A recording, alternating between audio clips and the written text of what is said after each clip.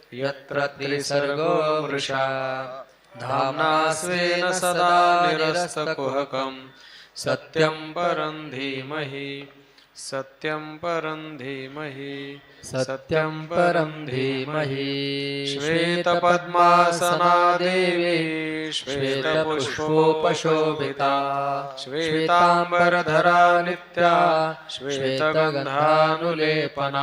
श्वेताक्षसूत्रहस्ता च श्वेतचन्दनचर्चिता श्वेतवीणाधरा शुभ्रा श्वेतालङ्कारभूषिता वन्दिता सिद्धगन्धर्वैरर्चिता सुरदानवैः पूजिता मुनिभिः सर्वैः ऋषिभिः स्तूयते सदा स्तोत्रेणानेन तां देवीं जगद्धात्रीं सरस्वतीं ये स्तुवन्ति त्रिसन्ध्यायां सर्वा विद्या लभन्ति ते वंशी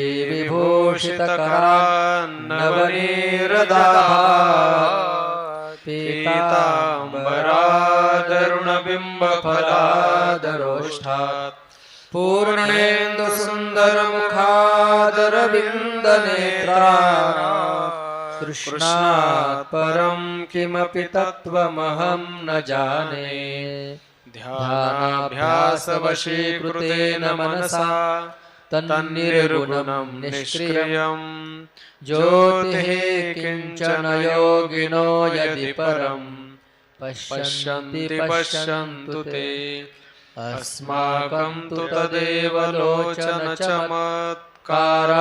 भूयाच्चिरम् कालिन्दे पुलिनोदरे किमपि यन्नीलं महो धावति समचरणसरोजं सान्द्रनीलाम्बुदाभं जघननिहितपाणिं मण्डनं मण्डनानां तरुणतुलसीमाला कन्दरं कञ्जनेत्रं सदयधवलहासं विठ्ठलं चिन्तयामि ध्येयं सदा परिभवग्नमभीष्टदोहम् तीर्थास्पदं शिवविरिञ्चिनुतं शरण्यं भृत्यार्तिहं प्रणतपालभवाधिपोतं वन्दे महापुरुषते चरणारविन्दं वन्दे महापुरुषते चरणारविन्दं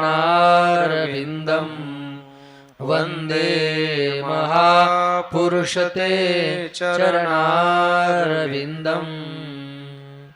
श्रीगणेशाय नमः श्रीसरस्वत्यै नमः श्रीविठ्ठलाय नमः श्रीमातापितृभ्यां नमः श्रीगुरुभ्यो नमः ॐ नमो भगवते वासुदेवाय रामकृष्ण हरि रामकृष्ण हरि रामकृष्ण हरि नमो सद्गुरु तुकया ज्ञानदीपा नमो सद्गुरु सच्चिदानन्दरूपा नमो सद्गुरु भक्तकल्याणमूर्ति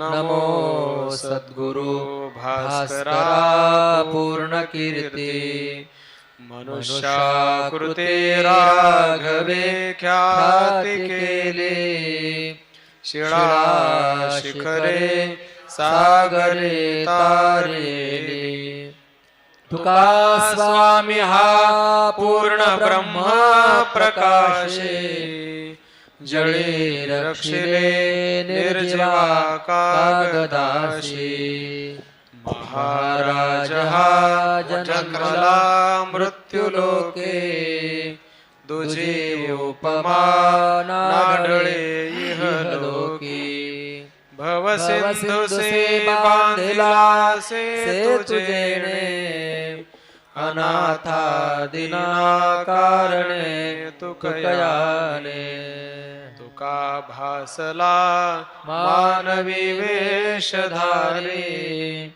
परिहालिला विग्रही निर्विकारी स्वये श्री हरी व्यापको सर्व जीवा तुका तोचितो हा परब्रह्म ठेवा जया पूजिले आदरे पांडुरंगे विमानस्थ केले प्रयाण प्रसंगे तनु मानवी दिव्य रूपीच केले न त्यागी तिये दिव्य लोकासी नेली पुंडलिक वरदा हरी विठ्ठल श्री ज्ञानदेव तुकाराम माऊली ज्ञानेश्वर महाराज की जय जगद्गुरु तुकाराम महाराज की जय सद्गुरु जोग महाराज की जय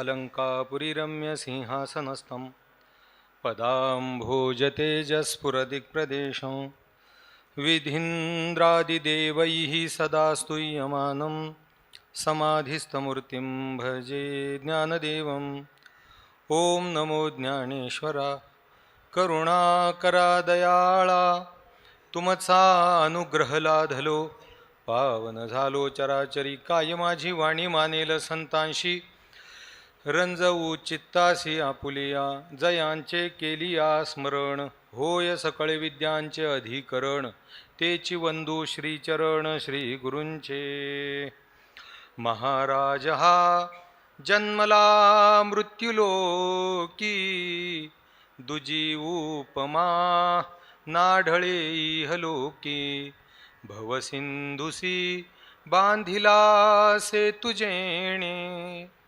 अनाथा दिना कारणे तुकयाने तुकाहा परब्रह्मरूपी तुकिता तुका तुकला सत्स्वरूपी तुका स्वामी ते नाम वाचेशी गाता बहुसा निळा पावला वरमहाता वासुदेव प्रकरण 3925 39-25 सुरुवातीला मी माझ्या सोयीसाठी राम राम दोन्ही अक्षरे हा अभंग घेईल आणि नंतर लिंकवर जिथून आहे तिथून घेईल.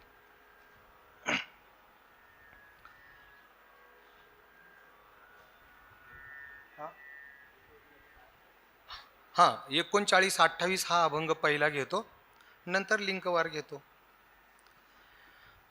अखंड जे पूर्ण परब्रह्म आहे जे ओतप्रोत आहे कमी कर एक रस आहे सबराभरीत आहे ठोस आहे निरतिशय व्यापक आहे निरंजन आहे निष्कल आहे निष्क्रिय आहे निरंतन आहे नित्य आहे सदोदित आहे एकमेवा द्वितीयम आहे अशा परिपूर्ण परब्रह्म स्वरूपाला जेव्हा माया उपाधी होते तेव्हा त्याला ईश्वर असं म्हटलं जातं. त्या व्यापक परब्रह्माला जेव्हा अविद्या उपाधी लागली जाते त्याला जीव म्हटलं जातं आणि त्याच व्यापक परब्रह्म तत्वाला जेव्हा दया किंवा करुणेची उपाधी लागली जाते तेव्हा त्याला संत असं म्हटलं जातं. संत हे खरे अमूर्तची परी मूर्तू कारुण्याचा. संत हे अमूर्तच आहे ब्रह्म मूर्तीच आहे परंतु दयेने आणि कारुण्याने ते मूर्तिमान झालेले आहेत. दयेला फुटलेला आकार म्हणजे संत आहेत. त्यांचं पाहणं दया आहे त्यांचं बोलणं दया आहे त्यांचं चालणं दया आहे त्यांचं वागणं दया आहे त्यांचं हसणं दया आहे. त्यांच्या सगळ्या क्रिया ह्या जीवावर केलेल्या दयाच आहेत. त्यांची एकही क्रिया स्वतःसाठी नाही जीवावर त्यांनी करुणाच केलेली आहे प्रत्येक क्रियेतून. असे हे जगद्गुरु तुकाराम महाराज जे मूर्तिमंत दयेचे पुतळे आहेत. आज ते वासुदेवाचं रूप घेऊन तुम्हा आम्हाला जाग करण्यासाठी आलेले आहेत. वास्तविक पाहता वासुदेव म्हणजे एक आपल्या टिचभर पोटाची खळगी भरण्यासाठी लोकांच्या अंगणामध्ये जाऊन पसाभर धान्य गोळा करणारा एक मनुष्य प्राणी, पण तेही रूपक जगद्गुरूंनी घ्यावं की ज्यांचा एवढा मोठा अधिकार आहे. नेले मागे कवीश्वर झाले थोर थोर, नेले कलेवर सांगा कोणी, अशी ज्यांची ख्याती आहे. संत ग्रह मेळी जगदंदे गेळी, पहिले उदया चळी भानू तुका, असा ज्यांचा महिमा आहे.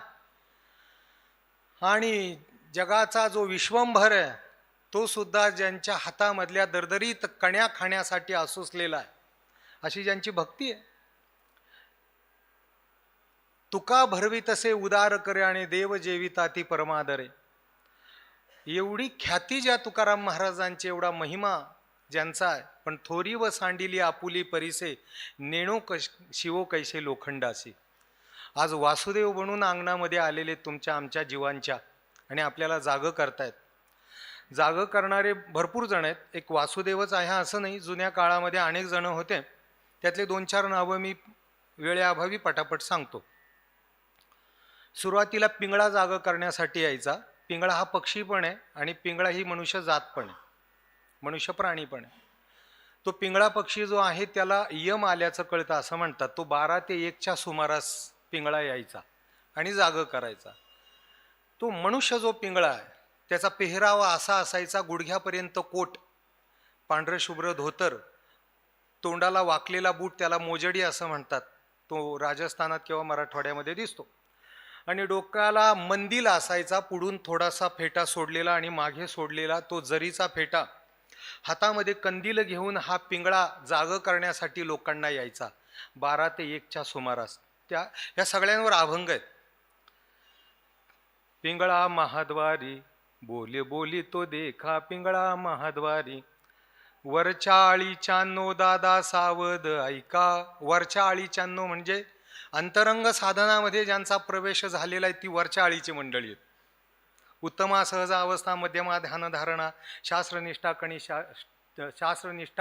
कनिष्ठाच तीर्थयात्रा धामाधामा, हा पिंगळा यायचा. पिंगळ्याने उठवल्यानंतरही कोणी उठलं नाही तर मग टिटवी यायची. ही टिटवी पक्षिणी आहे, तिच्यावर पण अभंग आहेत.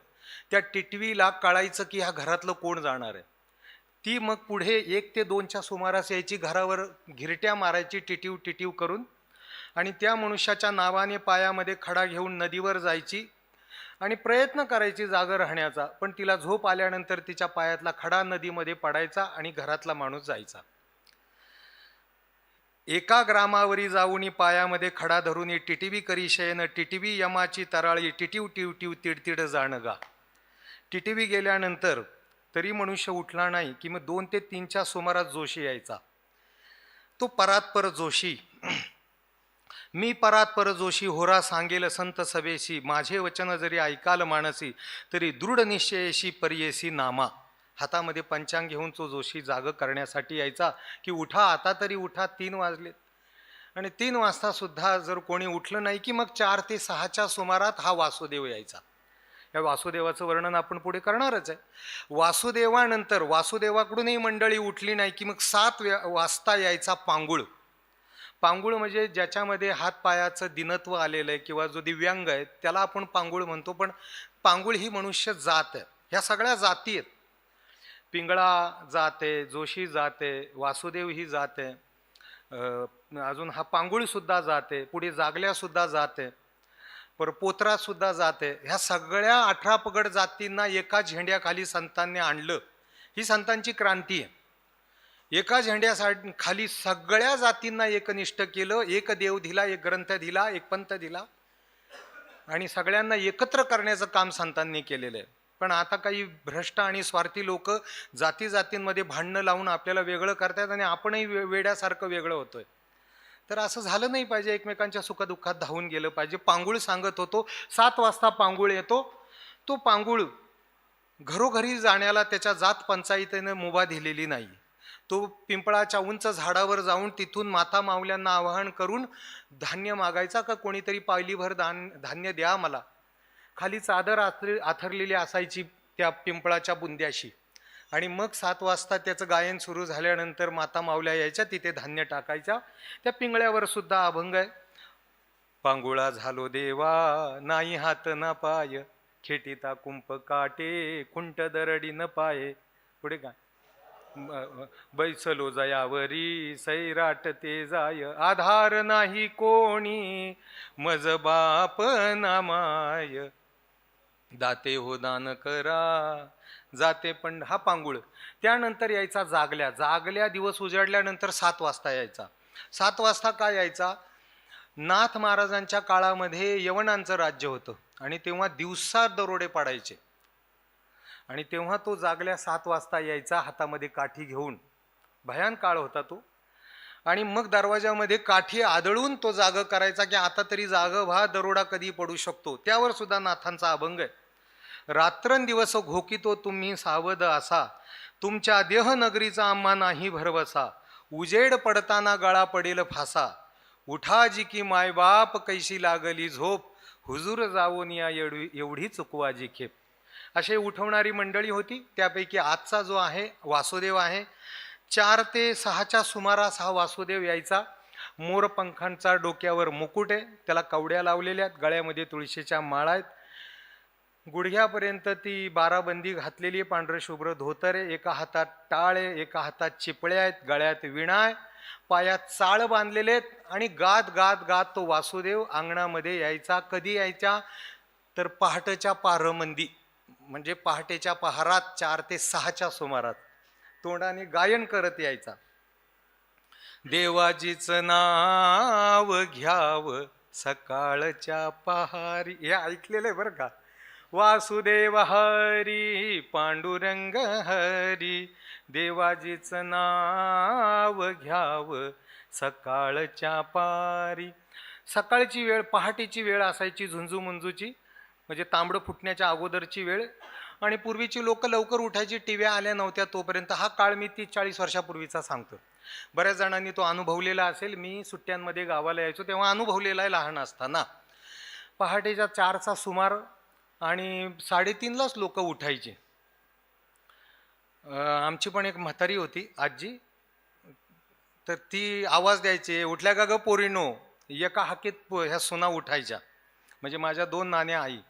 दुसऱ्यांदा हाक मारण्याची तिला गरजच पडायची नाही, कारण ती दुसऱ्यांदा हाक नव्हती मारत.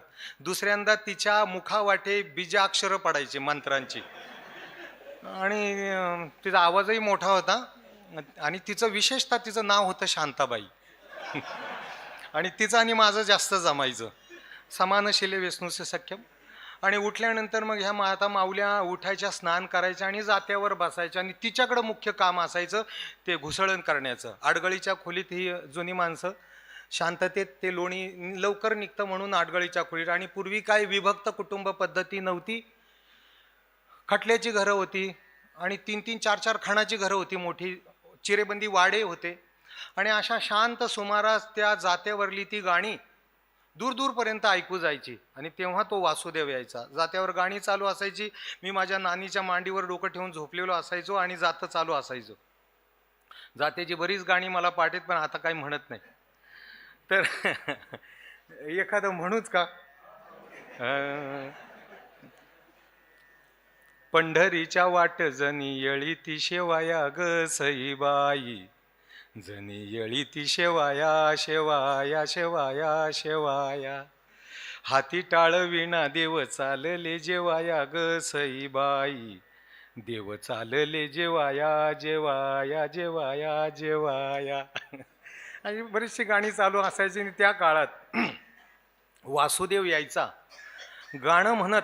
आणि आज तुकाराम महाराज वासुदेव बनून ह्या देहपुरी नगरीमध्ये झोपलेल्या जिवाजी पंताच्या अंगणामध्ये आलेले आहेत आणि मुखाने गायन करतायत.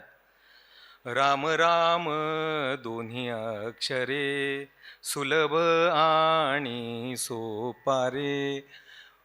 आणि गायला लागल्यानंतर ह्या जातेवरची गाणी बंद व्हायची. दान मागण्यासाठी कोणीतरी आलेलं आहे म्हणून त्या सुपामध्ये जोंधळं घेऊन त्या माता माऊली बाहेर यायची. पण महाराज म्हणायचे, हे दान मला नकोय. हा कोणता असा वेगळा दानी म्हणजे मागण्यासाठी आलाय की त्याला हे जोंधळाचं दान नकोय. मग महाराजांना विचारलं जायचं, महाराज कोणतं दान हवंय. तेव्हा महाराज म्हणायचे, राम नामाचं दान द्या. तोपर्यंत करते जे पुरुष आहेत घरातले ते उठलेले नसायचे.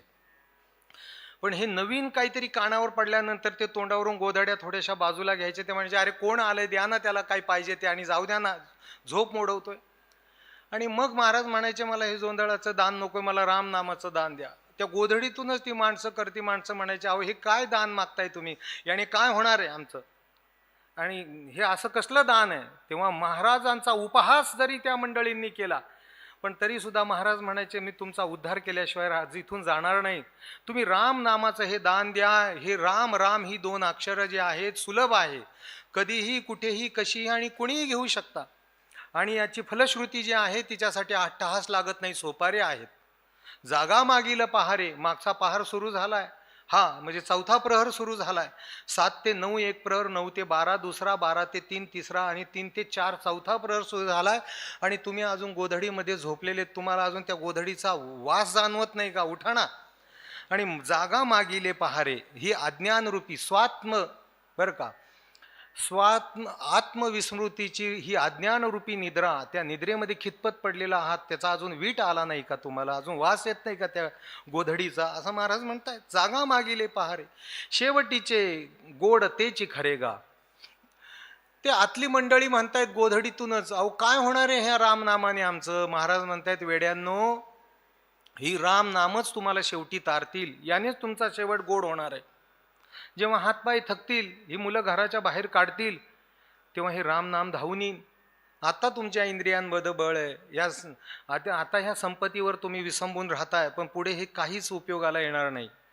नको नको मना गुंतू माया जाळी, काळाला जवळी ग्रासावया, काळाची हे उडी पडेल वा जेव्हा, पुढे काय सोडवी ना तेव्हा माय बाप. ह्याच अर्थाचं ज्ञानेश्वरीमध्ये जन्म मृत्यू जरा व्याधी दुःख दोषाणू दर्शनम या श्लोकावर, या पदावर जेव्हा माऊली व्याख्यान करतात तेव्हा तो साधक तरुण आहे आणि तरुण अवस्थेत स्वतःला वार्धक्याच्या सूचना देतोय. तो म्हणतो पद्मदळाशी इसाळे भांडताती हे डोळे, ते पिकली पडवळी तैसे होतील. आज हे माझे डोळे पद्मदळाबरोबर भांडतात, इतके सुंदर आहे, पण ते पिकलेल्या पडवळीसारखे गिजगिजीत होतील, त्यातून पाणी चिकट पाणी बाहेर येईल. आज हे नाक फुलाची या लागा लागी प्रेम टांगा, ते करियेचा गुडघा तैसे होईल, उंटाच्या गुडघ्यासारखं ते नाक बसकं होईल. आहे तो तरुण, त्याच्या इंद्रियामध्ये पाठवेत, मग वार्धक्याच्या सूचना देतोय की आज मी पान खाऊन दात लोकांना दाखवतोय, पण त्याच या तोंडा येईल जळवटांचा लोंढा. चुलीच्या पुढे जे खातवडे असतं, त्या खातवड्यांमध्ये ज्या म्हणजे सांडपाण्यामध्ये जसे बुडबुडे येतात, तसं मी वृद्ध झाल्यानंतर या नाकातून बुडबुडे बाहेर येतील. या डोळ्याच्या ज्या पापण्या आहेत, झाडाच्या जीर्ण झालेल्या साली उन्हाळ्यात झाडाला सोडून जशा लोंबकळतात, तशा ह्या पापण्या लोंबकळतील. देह सुरकुतलेला होईल, माकडाचा गरवा तैसा होईल. आणि माकड जसं वाकलेलं असतं तसं हे शरीर माझं वाकेल. उन्हाळ्यामध्ये माळ रानावरची गवतं जशी उडून जातात, तसे डोक्यावरची केसं माझ्या उडून जातील. आणि ही इंद्रिय फुटलेल्या भांड्याप्रमाणे गळकी होऊन वाहू लागतील. दुर्गंधी सुटेल या शरीराची, कफ वात पित्त दाटून येईल. एक एक श्वास घेत असताना जणू त्या श्वासावर 1-1 किलोचं वजन ठेवलेलं आहे की काय, एवढा जड तो श्वास मला होईल.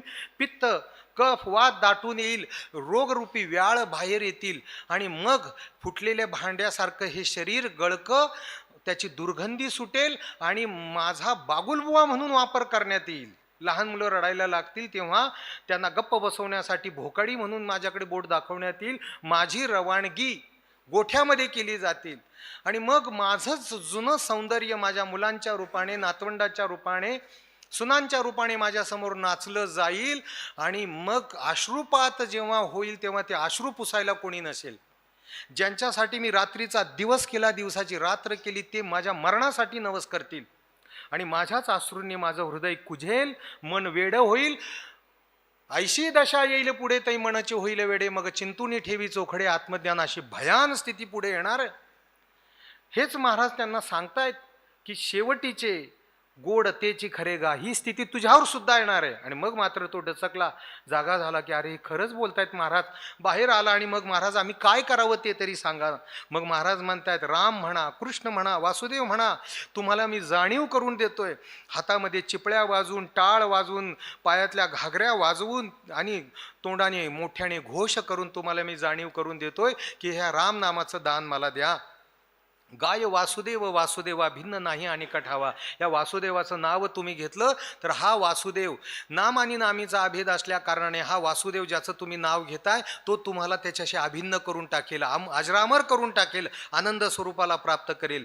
आणि अशी असं म्हणून अशी स्थिती प्राप्त करण्यासाठी दान जाणून या खरी हवा, दान देण्याची इच्छा मनामध्ये निर्माण करा. न ठेवी उरी काही ठेवा गा. दान देताना उरी काही ठेवू नको. तन मनन धनाने म्हणजे एकदम समर्पण अनन्यतेने हे दान मला दे. म्हणजे निज धर्म हा चोखडा नाम उच्चारू घडघडा. घडघडा हे नामस्मरण उच्चारण करा आणि संपूर्णपणाने मला ते बहाल करा. तुम्ही तुमच्या उद्धारासाठीच नाव घ्या, हेच मला दिलेलं दान आहे तुम्ही. आणि मग असं नामस्मरण करून जेव्हा तुमचं चित्त शुद्ध होईल तेव्हा हे जे संत आहेत, जे आत्मसाक्षात्कार झालेले संत, निज घेऊन या फिरती. निज म्हणजे आत्मस्वरूप ज्यांना प्राप्त झालेले आहेत ते आत्मस्वरूप घेऊन तुमच्या दारामध्ये येतील आणि तुम्हाला तुमच्या स्वस्वरूपाचं ज्ञान देण्याकरिता जाणीव करून देतील. एक वेळा जाणविती, एकदा जाणीव करून देतील. ज्याचं तुम्ही भजन करत आहात तो तुमच्याहून वेगळा नाही, तो वासुदेव हे तुमचं स्वरूप आहे. तत्वमसी, ते तुम्हीच आहात, त्याहून तुम्ही भिन्न नाही, अशी जाणीव तुला करून देतील. पण ती जाणीव झाली की धरून या राहा चित्ती. ती जाणीव चित्तामध्ये धरून ठेव. म्हणजे त्याचं मनन कर, निधिध्यासन कर. एकसारखं निधिध्यासन केल्यानंतर तू त्या स्वस्वरूपाला प्राप्त होशील, तद्रूपतेला प्राप्त होशील. आमच्या आनंद आश्रम स्वामी महाराज म्हणायचे उतार वयामध्ये की अजूनही एक क्षणही अनात्माकार वृत्ती होऊ नये म्हणून मी अजूनही तळमळतो. म्हणून धरून या राहा चित्ती. साधकाने सतत अनात्मकार वृत्तीचा त्याग करून आत्माकार वृत्तीचा अभ्यास केला पाहिजे. धरून या राहा चित्ती.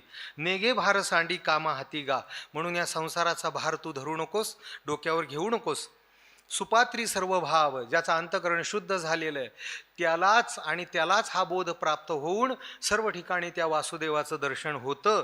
मी तो सर्व वासुदेव, माझ्या सहित हे सर्व वासुदेव आहे, याची जाणीव त्या कृपाळू संतांना आहे आणि ती जाणीव तुला ते करून देतील.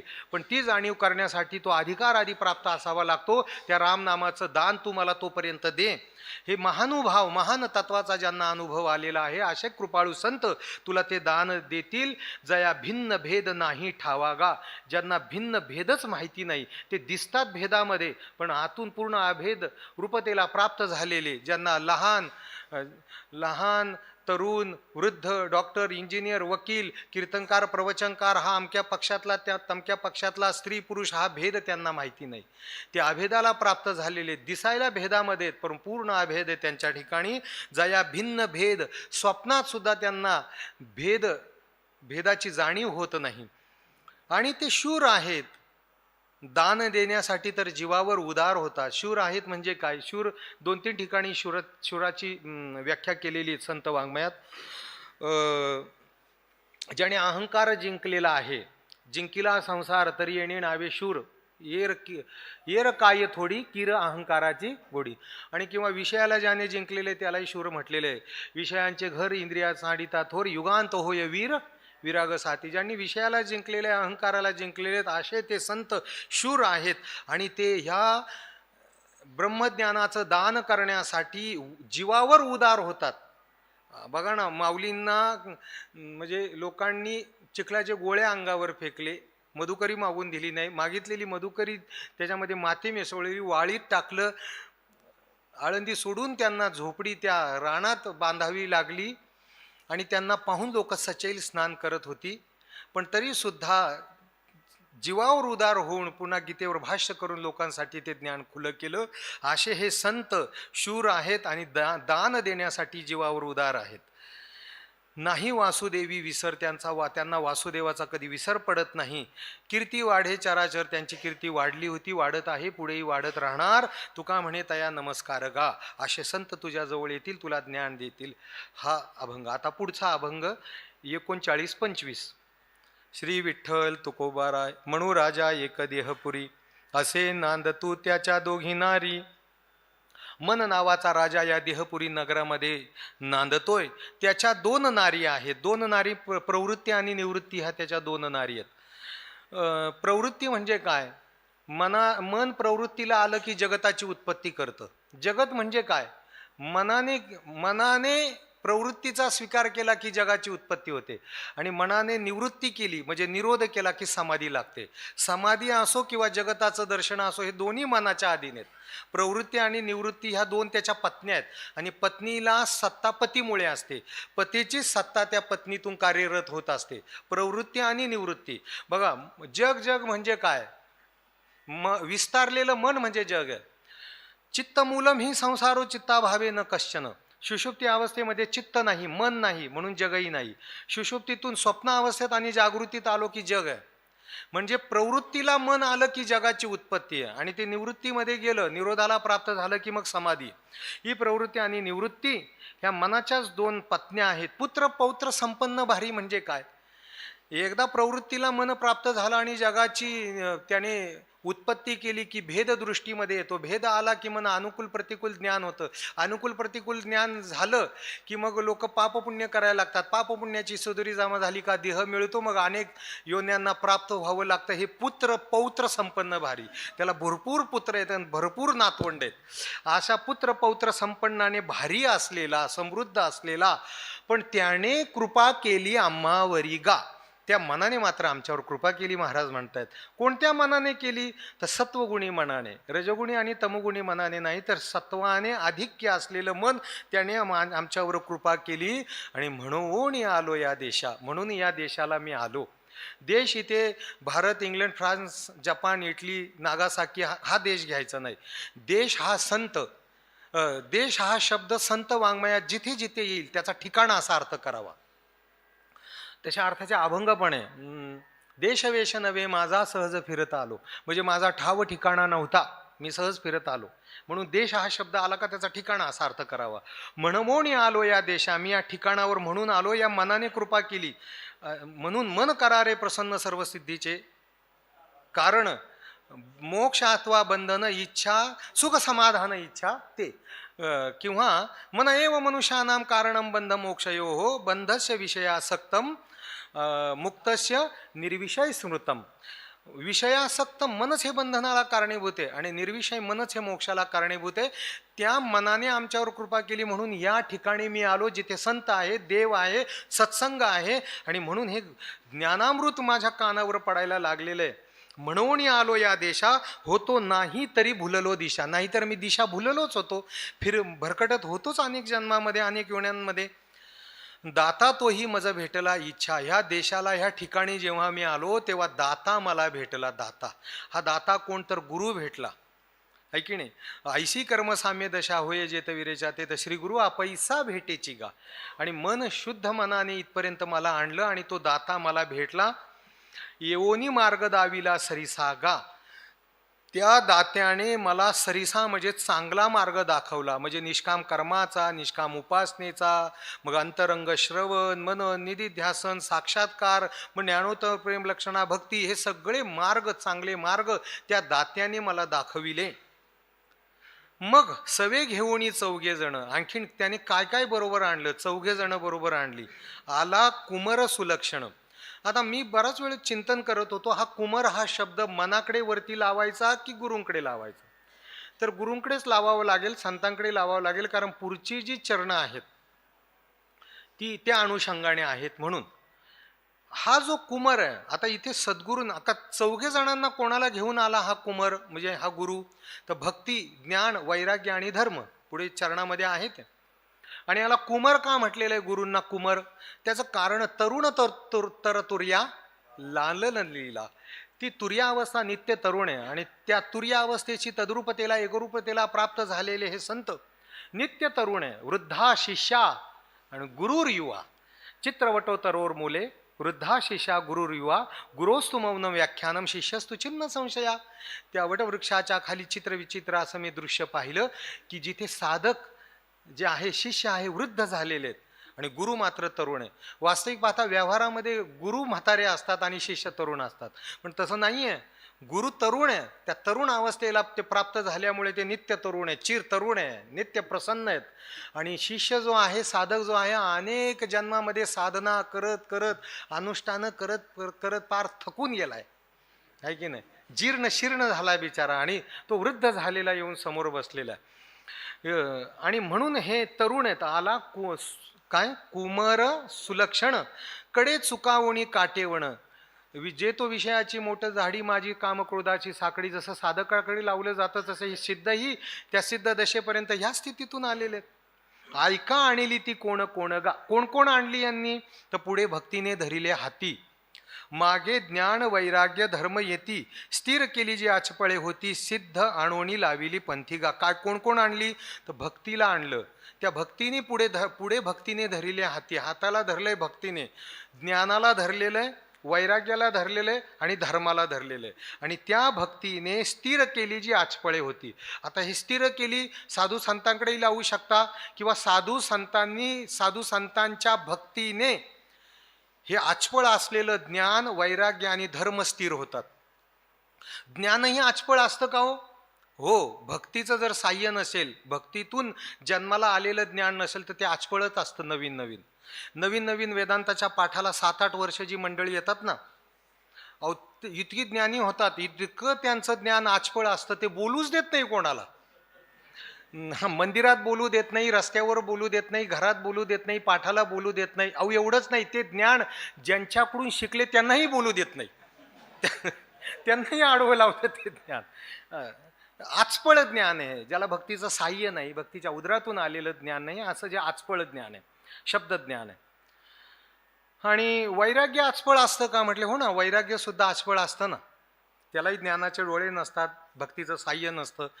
कसं सांगतो तुम्हाला, उदाहरणाने सांगतो. आम्ही भामचंद्र डोंगरावर होतो ना, तर एक गुरुवाचं पोरगं होतं, मित्र होता माझा, आणि मी महादेवाच्या मंदिरामध्ये राहत होतो. महादेवाची पूजा करत पूजा काय, आम्ही टणटणीची फुलं आणायचो, बाहेरचं पाणी असायचं, त्यांनी पूजा आम्ही करायचो भस्म लावून. पूजा करत असताना मला काहीतरी जळाल्याचा वास आला म्हणून पळत बाहेर आलो. तर हा शंकर जो काय होता तो त्याच्या गोधड्या जाळत होता, रगी आथरुणं पांघरुणं जाळत होता. मी त्याला विचारलं का बरं जाळतोय? तो म्हटला मी वाचलंय तसं तुकाराम महाराजांचं. म्हटलं काय वाचलंय? पळून या गेली झोप होते पापा आडते. झोपेला पाप म्हटलंय महाराजांनी, झोपायचंच नाही म्हटलं महाराज, आता गोधड्यात जाळून टाकतो. म्हटलं अरे बावळटा, मनोरुग्ण होशील, झोपत जा. म्हटलं नाही महाराज, तुम्ही मला काही सांगू नका, झोपणार नाही म्हटलं.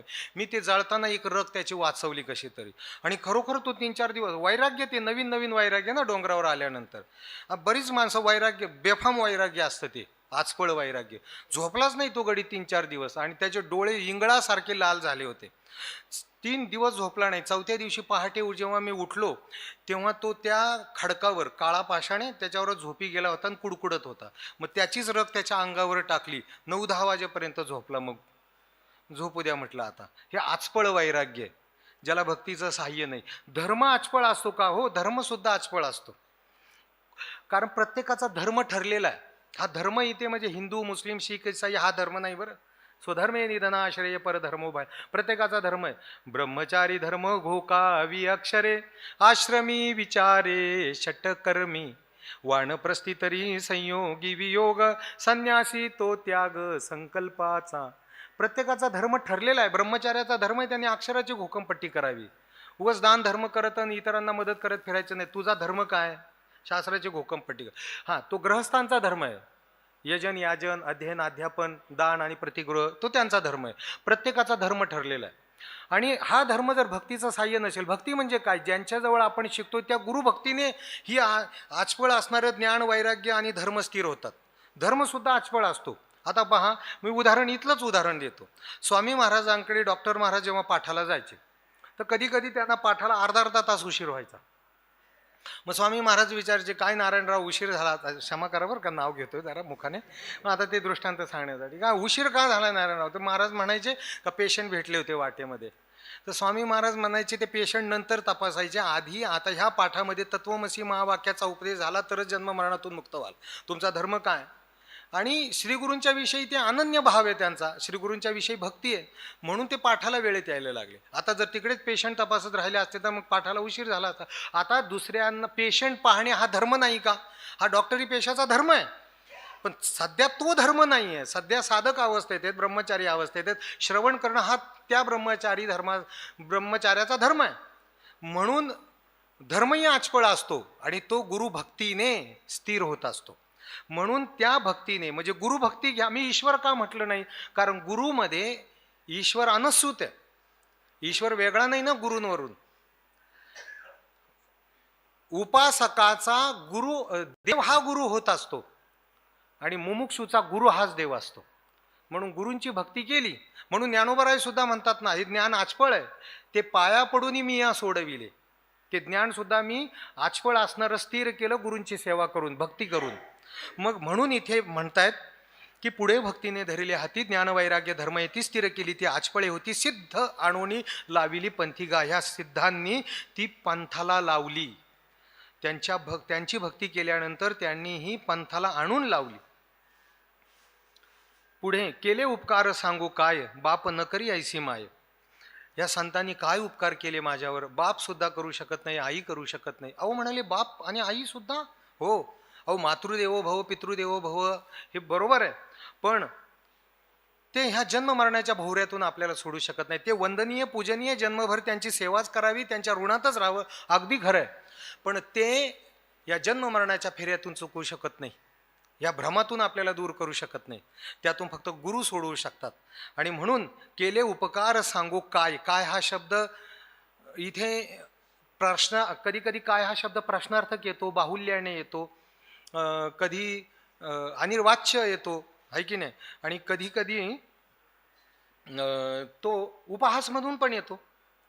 काय हा प्रश्नार्थक, काय खायला आणलं मोरे महाराज, प्रश्नार्थक आहे. कधी कधी काय हे धान्याची रास आहे, बाहुल्य आहे. उपहास, काय कार्ट आहे हे, उपहास. आणि काय सांगू आता संतांचे उपकार, इथे काय सांगताच येत नाही तेव्हा हा काय शब्द वापरलेला आहे. बाप न करी ऐसी माय, आई बाप सुद्धा हे उपकार करू शकत नाही. का बरं इथे आईबापांपेक्षा त्यांना महत्व आहे? अहो आईबाप जरी सांभाळत असतील ना, तरी लोभाकार, माय बापे सांभाळीती आणि लोभाकारणे पाळीती, आहे की नाही.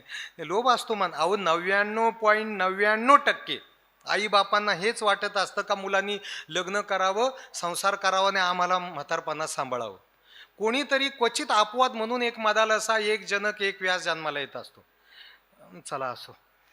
तर म्हणून बाप न करी ऐसी माय, धर्मे त्यांच्या देखिले पाय. धर्मे म्हणजे पुण्याईनं त्यांचे पाय मला दिसले, कारण संतांचे पाय हे पुण्याईनं दिसतात. निष्कामता निजदृष्टी अनंत पुण्य कोट्यान कोटी, रोकड्या लाभती पाठो वाटी, तय होय भेटी हरिप्रियाची.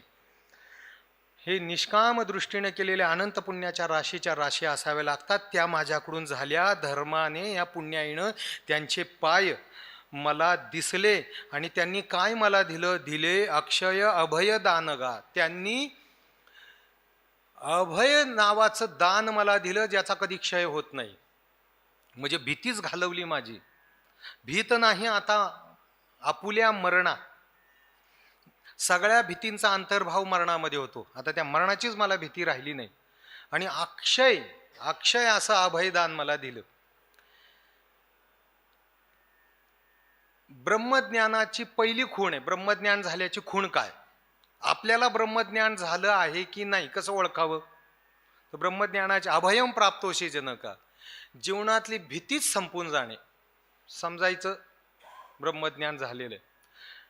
हे साधन सुद्धा आहे साधकाचं, आणि ही सिद्धाची लक्षणं सुद्धा आहेत. कारण दैवी संपत्तीमध्ये पहिली संपत्ती आहे अभयम सत्व संशुद्धी. साधकाने या दैवी संपत्तीचा अंगीकार करावा आणि सिद्ध झाल्यानंतरही चाचपडून पाहावं की आपण पूर्ण निर्भय झालो आहोत की नाही. कारण भय कधी वाटतं? आपल्या समान सत्तेतला असला, आपल्याहून भिन्न असला, प्रतिस्पर्धी असला आणि बलवान असला.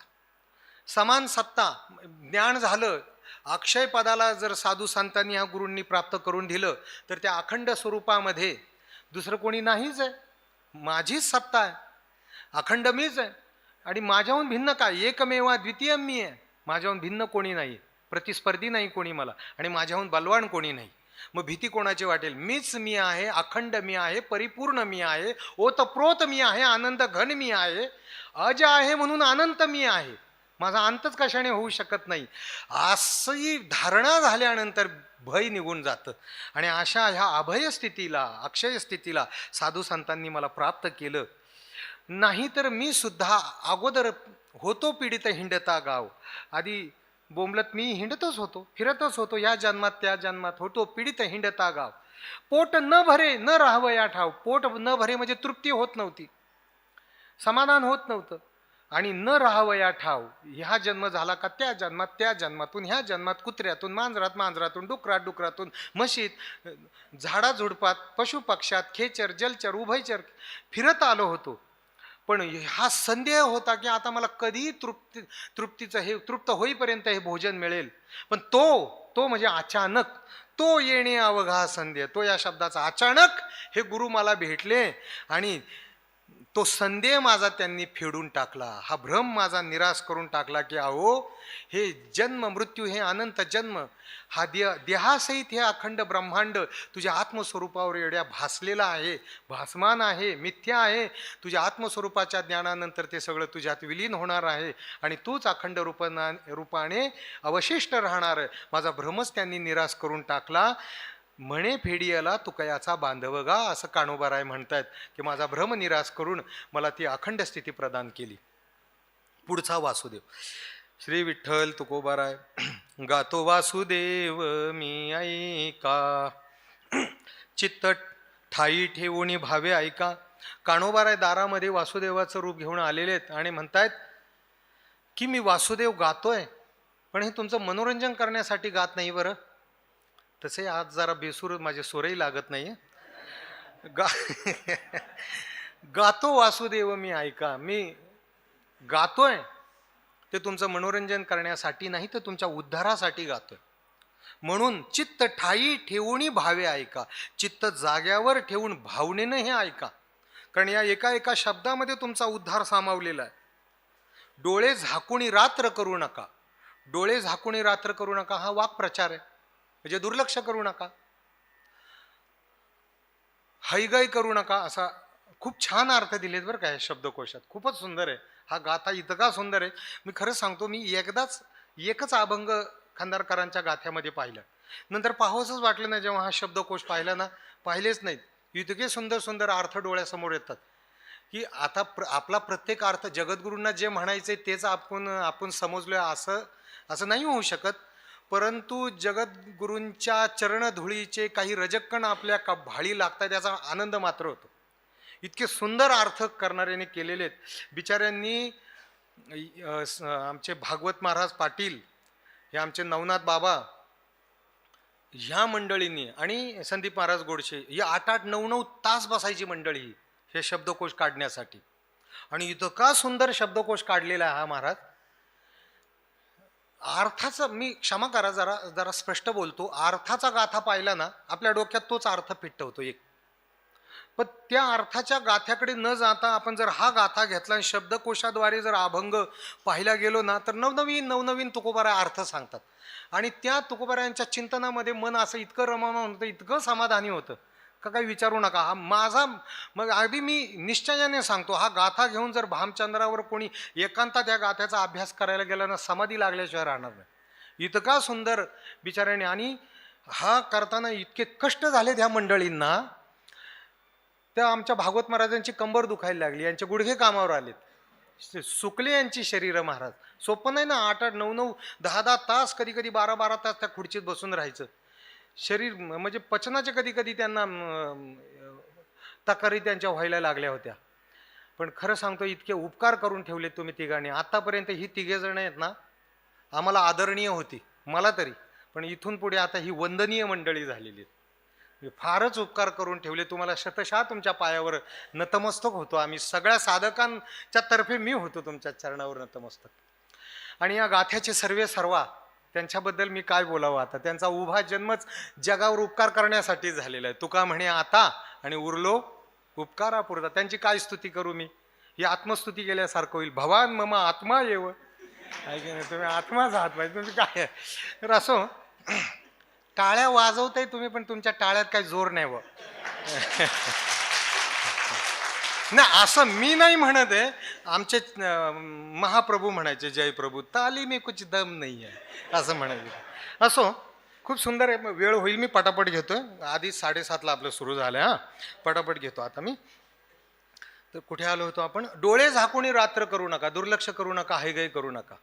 याचा दुसरा अर्थ जर काढायला गेलो आपण, डोळे झाकून, म्हणजे दिसतंय आता डोळ्यांना, आणि दिसत असताना आपण डोळे झाकायचे म्हणायचे आता रात्र झाली, म्हणजे स्वतःची फसवणूक करू नका. दिसत असताना डोळे झाकून आता रात्र झाली म्हणायचं म्हणजे स्वतःची फसवणूक केल्यासारखं आहे. म्हणून डोळे झाकून रात्र करू नका, काळ करीत बैसला असे लेखागा. तो काळ आहे ना, स्वतःची फसवणूक करू नका. वासुदेव जागा करतोय. काळ बसलाय लेखणी हातामध्ये धरून. याचे किती वर्ष राहिलेत, किती महिने राहिलेत, किती दिवस, किती तास, किती मिनिटं, किती सेकंद राहिलेत. काही काळाच्या समोर आहेत नजरेत, काही काळाच्या हातावर आहेत, काही काळाच्या खांद्यावर आहेत, काही काळाच्या होटावर आहेत.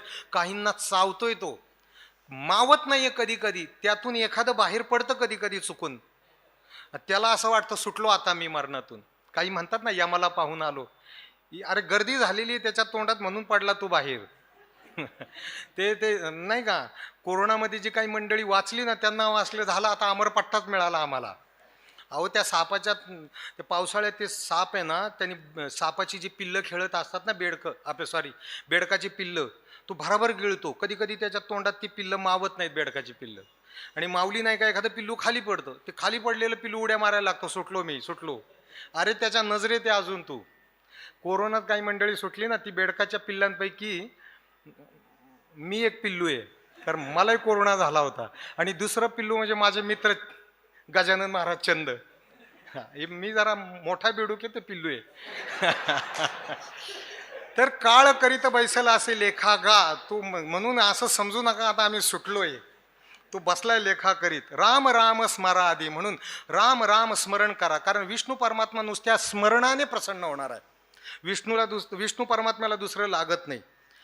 लाहो करा गाठ घाला मूळबंती. लाहो म्हणजे घाई करा, आणि ही गाठ मूळबंद घाला. मूळबंद म्हणजे स्वस्वरूपामध्ये ही गाठ घाला. गाठ काय आहे? आत्मा आणि अनात्म्याचं जे तादात्म्य झालेलं आहे, ही गाठ त्या आत्मस्वरूपामध्ये घाला. आणि ही गाठ त्या आत्मस्वरूपातच जाऊ शकते, दुसरीकडे जाणार नाही. कसं काय? हो, आत्मस्वरूपावर भासलेली आहे ही गाठ. आत्मा आणि अनात्म्याचं जे तादात्म्य झालेलं आहे, ते तादात्म्य आत्मस्वरूपावर भासलेलं आहे. आत्मस्वरूपाच्या ज्ञानाने म्हणजे अधिष्ठान ज्ञानाने अध्यस्त पदार्थाची निवृत्ती ही अधिष्ठान रूप होत असते. ही प्रक्रिया आहे. विचारसागरात सांगितलंय. संत वाङ्मय बघा, विचारसागर सुटल्याशिवाय संत वाङ्मय कळणार नाही. कळेल पण त्याला खूप श्रद्धेचा अतिरेक पाहिजे. तेवढी श्रद्धा आपल्याकडे नाहीये. पण विचारसागर फार महत्वाचा आहे. म्हणून तर जोग महाराजांसारख्या द्रष्ट्या ऋषींनी दुसऱ्या वर्षाला विचारसागर ठेवला आणि तिसऱ्या वर्षाला ज्ञानेश्वरी ठेवली. पण काही अभिनिवेशी मंडळी म्हणतात का विचारसागराच्या कुबड्या कशाला हव्यात संत वाङ्मय शिकण्यासाठी.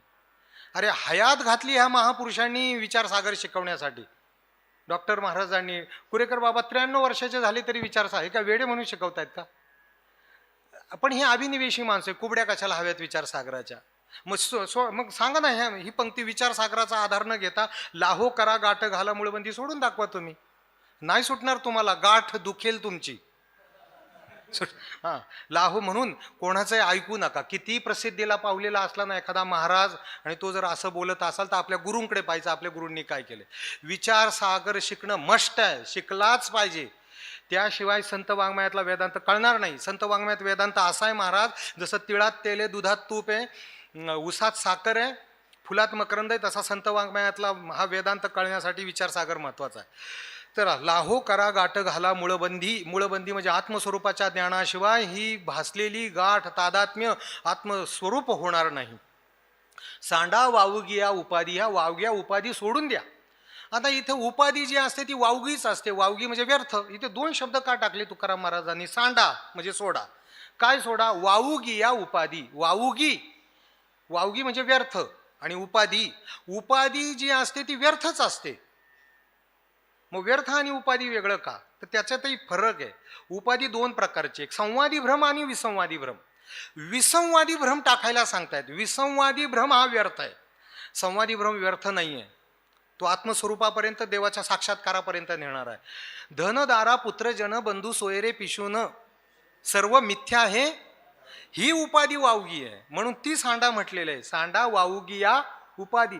संवादी भ्रमाला टाकायला सांगितलेलं नाहीये. कारण संवादी भ्रम काय आहे? आळंदीमध्ये येणं, माळ घालणं, माऊलींचं दर्शन करणं, प्रदक्षिणा करणं, पाठाला जाणं, नामस्मरण करणं, शास्त्रचिंतन करणं, ही सुद्धा उपाधी आहे स्वस्वरूपाच्या दृष्टीने. पण हा संवादी भ्रम महत्वाचा आहे. हा संवादी भ्रम स्वतः निवृत्त होऊन आपल्याला आत्मस्वरूप प्रदान करतो. म्हणून त्याला वावगं म्हटलेलं नाहीये. म्हणून सांडा वावगी या उपाधी. बरोबर चाललंय का बाबा? सांडा वाऊगी या उपाधी. हे कारण मी शब्दकोश पाहून मला जे काही स्फुरलं तुकोबारायांच्या कृपेनं ते मी इथे सांगतो. मी सार्थ गाथा पाहिलेला नाहीये. नवीन काही कोणाला सुचलं तर मला पाठ सुटल्यानंतर सांगा, सत्र सुटल्यानंतर. लक्ष लावून राहा गोविंदिगा.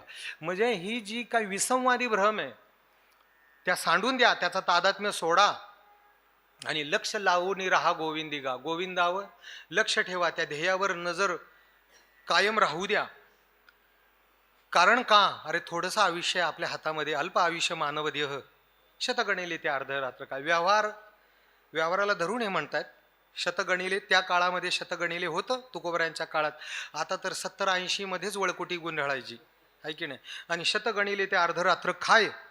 मध्ये बालत्व पीडा रोगक्षय. मध्ये बालपणा आहे, बालपण गेले नेणता, तरुणपणी विषय व्यथा, वृद्धपणी प्रवर्तली चिंता, मरे मागुता जन्म घेणे. आधीच आयुष्य कमी, त्यात झोपेत अर्ध चाललं, बालपण नेणतापणे झालं, त्यात व्याधी आली, रोग आले, त्यात काय स्मरण होणार आहे. म्हणून व्हारे सावध तोडा माया आशा. सावध व्हा आणि मायेला तोडा. मी जरी अधिकारवाणीने सांगितलं असतं तरी तुम्ही हे काणोबाराय सांगतायत असं समजा बरं, कारण अभंग तसे आलेलेत मला. माझा अधिकार नसताना ते मी मोठ्या वाणीने सांगतोय, पण हे काणोबाराय सांगतात. व्हारे सावध तोडा माया आशा. माया तोडा. माया कशाला म्हणतात? जी परमात्म्यापासून आपल्याला परांगमुख करते, विनमुख करते, तिला माया म्हणतात. आणि आशा, अनात्म पदार्थ हेच माझ्या सुखाला कारणीभूत आहेत आणि म्हणून त्या पदार्थांच्या पाठीमागेच धावत राहणं ही आशा आहे. त्या आशेला तोडा आणि मायेला तोडा. काही न चले मग गळा पडेल फासा. काही चालणार नाही तेव्हा जेव्हा गळ्यात फासा पडेल यमाचा.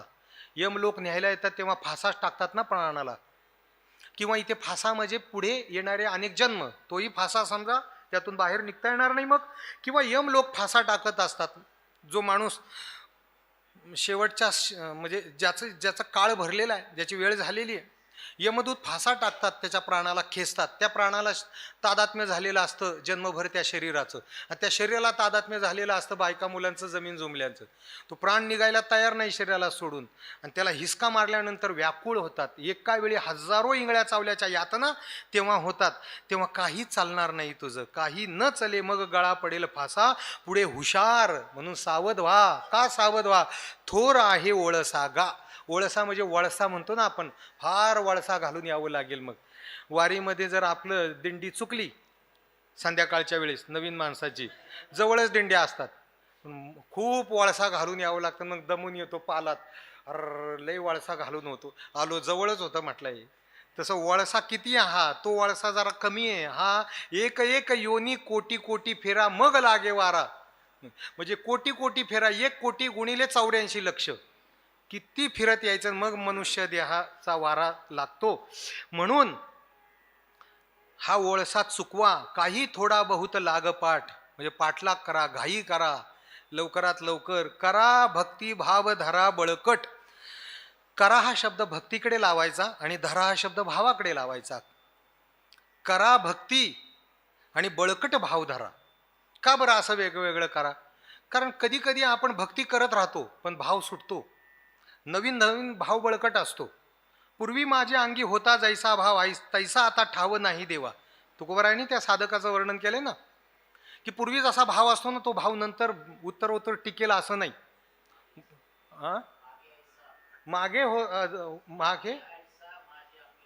मागे माझ्या अंगी ऐसा होता भाव तैसा नाही ठाव एक आता. मागे जसा अंगामध्ये भाव होता तसा आता भाव नाहीये देवा. म्हणजे भाव हा निष्ठत असतो. म्हणून इथे भाव बळकट धरायला सांगितलं. भक्ती चालू राहते, प्रदक्षिणा, जप, वेदांत ऐकणं सगळं चालू राहतं, पण ते बळकट नसतं, निष्ठा नष्टी असते. कधी कधी गोटा सुद्धा शेवाळतो ना जास्त पाण्याने, तसं होतं. करा भक्ती भाव, म्हणून भक्ती करा आणि भाव बळकट धरा. आणि हे करत असताना तन मन ध्यान घ्या लावून नीट. तन नीट करा म्हणजे आजारी पडू नका. नंतर कधी कधी काय माणसं उद्रेक करतात आणि आजारी पडतात, व्याधी जडते, मग काहीच होत नाही, मग अंतरुणात दुसऱ्यांनी डबे पुरवा.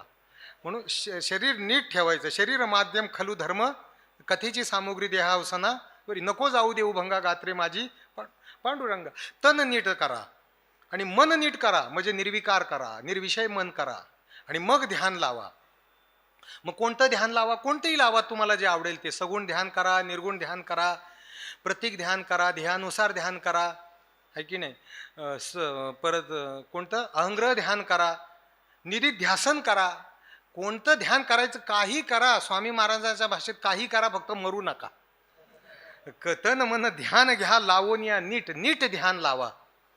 आणि जरी करणे असेल गोड शेवट का, जर तुम्हाला या जन्माचा शेवट गोड करायचा असेल किंवा हा जन्म शेवटचा ठरवायचा असेल, म्हणजे ह्या जन्माचा शेवट हा शेवटचा शेवट ठरवायचा असेल, तर मग हे सगळं करा पटकन बापांनो. त्यासाठी मी हात जोडतो तुमच्या समोर. विनवितो सकळा जना, कर जोडून थोर लहान. आता काणोबारांनी आपल्याला हात जोडावेत अशी काय आपली लायकी नाही, पण हा त्यांचा मोठेपणा आहे का तुम्हाला हात जोडतो बाबांनो. तुम्हाला कल्पनाही पुढच्या धोक्याची, अरे ही वादळापूर्वीची शांतता आहे, पुढचं संकट फार मोठं आहे, म्हणून मी हात जोडतो तुम्हाला, विनंती करतो. अंगणात उभे राहिलेले काणोबार आहे, वासुदेवाचं रूप घेऊन आणि जाग करतायत.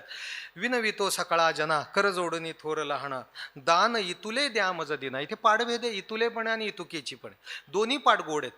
इतुले म्हणजे हे थोडंसं, इतुले म्हणजे काय, इतुले म्हणजे हे एवढीसं दान, फार नाही मागते मी तुमच्याकडं. इतुले म्हणजे एवढीसच दान मागतोय मी. आणि इतुकेची म्हणजे एवढंच मला द्या, दुसरं आणखीन काही मी तुमच्याकडे मागत नाही, धन संपत्ता वगैरे, दुसरं काही जोंधळ बिंधळ नको मला काही. मी वासुदेव बनून जरी आलो तरी इतुकेची, फक्त तुम्ही राम राम म्हणा, तुमचा उद्धार करून घ्या, एवढंच मला दान द्या, दुसरं नाही. म्हणे तुकया बंधू राम म्हणा गा, हे या राम नामाचं दान मला द्या. पुढचा वासुदेव. श्री विठ्ठल तुकोबाराय. गेले टळले प्रहार तीन, काय निदसुरा अजून, जागे होवोनी करा काही दान, नकाय को झाकोणी लोचन गा, हरी राम कृष्ण वासुदेवा. गेले टळले प्रहार तीन, तीन प्रहार टळले. तीन प्रहार कोणते, तर गर्भावस्था, परत बाल्यावस्था आणि तारुण्यावस्था, या तीन अवस्था गेल्या. किंवा तीन प्रहर, व्यवहारात तीन प्रहर वेगळ्या, आध्यात्मिक अर्थ चाललेला. तीन प्रहर म्हणजे 7 ते 9 एक प्रहर, 9 ते 12 एक प्रहर, 12 ते 3 एक प्रहर. आणि वासुदेव हा 4थ्या प्रहारात येतो. 3 प्रहार टळलेले, 4थ्या प्रहारात मी जाग करायला आलेलो आहे. म्हणजे तुझी गर्भावस्था गेली, तारुण्यावस्था गेली, बाल्यावस्था गेली, आता तरी जागा हो. कुरेकर बाबा म्हणत असतात ना काल्याच्या कीर्तनामध्ये, ते म्हातारं झोपलेलं असतं आणि कृष्ण परमात्मा त्या येतात आणि ताकाचा डेरा, म्हणजे बाललीला करत असतात, ताकाचा डेरा त्या म्हाताऱ्याच्या डोंबल्यावर फोडतात. म्हणजे पायावर का नाही फोडला, म्हटले म्हातारं पाय पुसून परत झोपलं असतं. डोंबल्यावर त्या छातीवरच का फोडला, त्या म्हाताऱ्याचाच का फोडला. कमाले म्हटले, आयुष्य गेलं झोपण्यात, म्हातारा झाला, आता काळ जवळ आला तरी झोपाच काढतो हा, म्हणून जाग करण्यासाठी छातीवर फोडलं. तर नका ऐको झाकून, काय गेले टळले प्रहार तेन, काय निद सुरा अजून, अजून का बरं तू झोपून आहे. जागे होऊन करा काही दान, जागा हो आणि दान कर, या रामनामाचं दान कर. नका ऐको झाकोणी लोचन गा, माझे शब्द तुझ्या कानावर पडतात, मला माहिती आहे तू जागा आहे, पण तरी सुद्धा कानावर शब्द पडत असताना सुद्धा डोळे झाकून माझं बोलणं ऐकतोय, दुर्लक्ष करतोयस. नको असं करूस. हरी राम कृष्ण कृष्णा वासुदेव जाणवितेसे जना, चिपळ्या टाळ हाती विणा मुखी घोष नारायणा गा. म्हण हरी म्हण, राम म्हण, कृष्ण म्हण, वासुदेव म्हण. हा वासुदेव म्हणजे मी जो वासुदेव होऊन आलेलो आहे, मी चिपळ्या हातामध्ये घेऊन, टाळ हातामध्ये घेऊन, विणा हातात घेऊन मोठ्याने गजर करून तुला जाणीव करून देत आहे का रे, तू हे नामस्मरण कर. आणि तू जागा झाल्यानंतर हे नामस्मरण करत असताना बघ, जे ठाकेलं कोणा काही फळ पुष्प अथवा तोय, तुला जे शक्य होईल ते ह्या वासुदेवाला दे. काय दे, जे शक्य होईल ते, जे सहजरित्या उपलब्ध आहे ते. फळ दे, पुष्प दे, तोय दे, पत्र दे. आणि मागे बघ पुराणामध्ये कोणी कोणी काय दिलंय, सर्वांना ज्ञात आहे. काय, ऐका महिमा आवडीची आणि बोरे खाय बिल्लिणीची, थोर प्रेमाचा भुकेला हाची दुष्काळ तयार. फळं अर्पण केली शबरीने, उष्टी बोर, पत्र अर्पण केलं तेही चांगलं नव्हतं, भाजीचं पान ते भांड्याला लागलेलं, त्याच्यावर प्रसन्न होतो तो, त्याला फार काही लागत नाही या वासुदेवाला. पुष्प गजेंद्राने अर्पण केलं, कोण होईल तो ब्रह्मांड चालक आपणची हाक देईल हाके. त्याच्या पुष्पावर प्रसन्न झाला आणि पाणी रंती देवानं दिलं. अहो एवढंच नाही, फळं नाही. विदुर काकीने तर फळं नाही, फळाच्या साली दिल्या होत्या.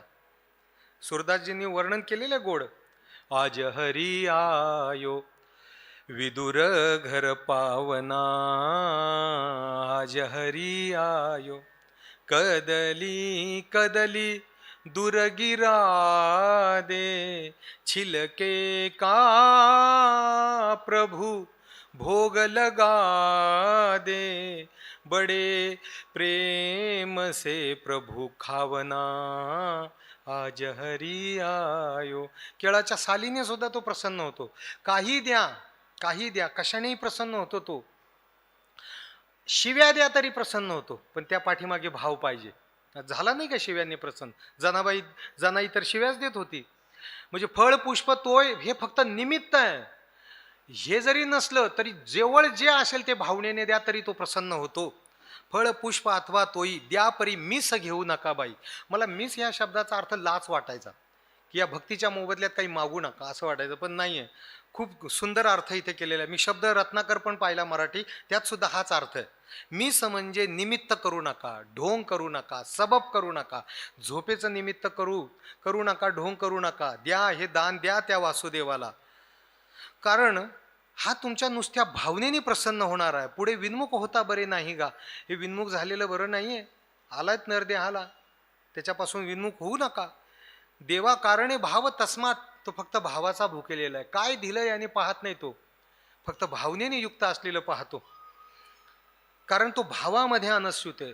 देव हा भावामध्ये आहे. भाव बळे आकळे एरवी ना कळे, काष्टेन विद्यते देवो न पाषाणेन मृन्मये, भावही विद्यते देव तस्मात भावही कारणम. भावनेने युक्त होऊन तुम्ही जे द्याल. अहो फूल दिलं, माऊली म्हणतात फूल दिलं तर नियम असा आहे का फुलाचा सुगंध घ्यावा, लेखीम्या तुरंबावे, पण त्याला भान राहत नाही, मुखची घाली. तो फूल चावून चावून खातो. भावनेच्या भरात दिलेल्या फुलाला सुद्धा तो खाऊन टाकतो, आहे की नाही? किती किती वर्णन केलंय तिथे, वेळ होईल म्हणून पुढे ते सांगत नाही. देवा कारणे भाव तस्मात, म्हणून तस्मात म्हणजे म्हणून द्यावे न लगे फारसे वित्त. भावनेने द्या त्याला, आणि हे देताना तुम्हाला फारसं वित्त देण्याची गरज नाही. तो वित्त चोर नाही, तो चित्त चोर आहे.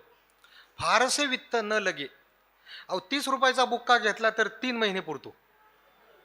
10 रुपयाची तुळस घेतली तर 2 दिवस पुरते. 7 दिवस शेळी मांडली जात नाही, ती 2 दिवस पुरते. 30 रुपयाचा बुक्का 3 महिने लावू शकतो देवाला. द्यावे न लगे फारसे वित्त. मग काय पाहिजे? झाले एक चित्त तरी बहुत. चित्त एक रूप जर झालं थोड्या वेळापुरतं, काय या आठा पारा माजारी मोठके निमिषभरी देचू जाय. एवढ्यासाठी नका करू वाताहात गा. वाताहात म्हणजे एवढ्यासाठी सर्वनाश कशाला करून घेताय? हे थोडंसं एवढंसं द्यायचंय तुम्हाला. आलो येथवरी बहु सायास, फार सायासानं तुमच्या अंगणामध्ये मी आलेलो आहे. सहजासहजी नाही आलो मी. करिता दान हेची मागावयास. तुम्ही दान याचं मला द्याल रामनामाचं, म्हणून हे दान मागण्यासाठी मी तुमच्या अंगणामध्ये उभा आहे.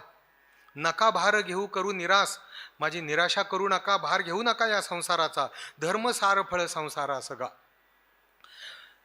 धर्मसार फळ संसारा सगा म्हणजे तुमचा संसार फलद्रूप व्हावा, तुमच्या संसाराला फळं लागावीत. म्हणजे जन्ममरण हाच संसार आहे. आगा उपजणे आणि निमणे हे शाचची जे का मानणे, तो जीव लोकू मी म्हणे संसार हण.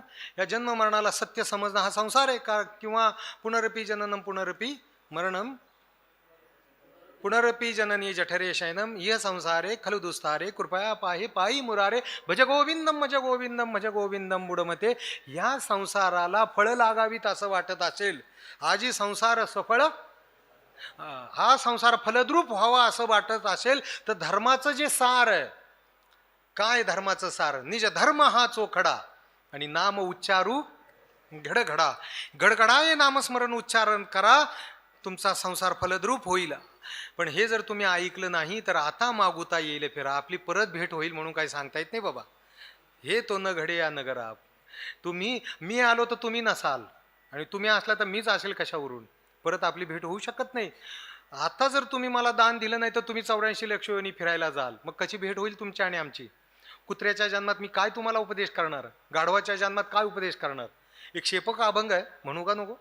पण ते तुकोबाराय आपल्या मामीला उपदेश करत होते का मामी ह्या गाडग्या मडक्याच्या म्हणजे शेपचे पण फार गोड आहे. मामीला उपदेश करत होते, मामी या गाडग्या मडक्याच्या संसारात गुंतू नका.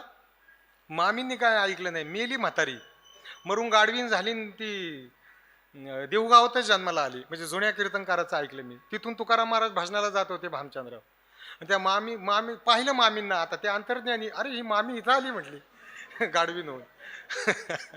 आता काही मामींना म्हणतायत, आता कशी पूर्ण पोळी सदा उकिरडे ढुंडाळी, आता कशी चोळी लुगडी सदा ढुंगण उघडी. तुका म्हणे अहो मामीन वर्म चुकल्या तुम्ही.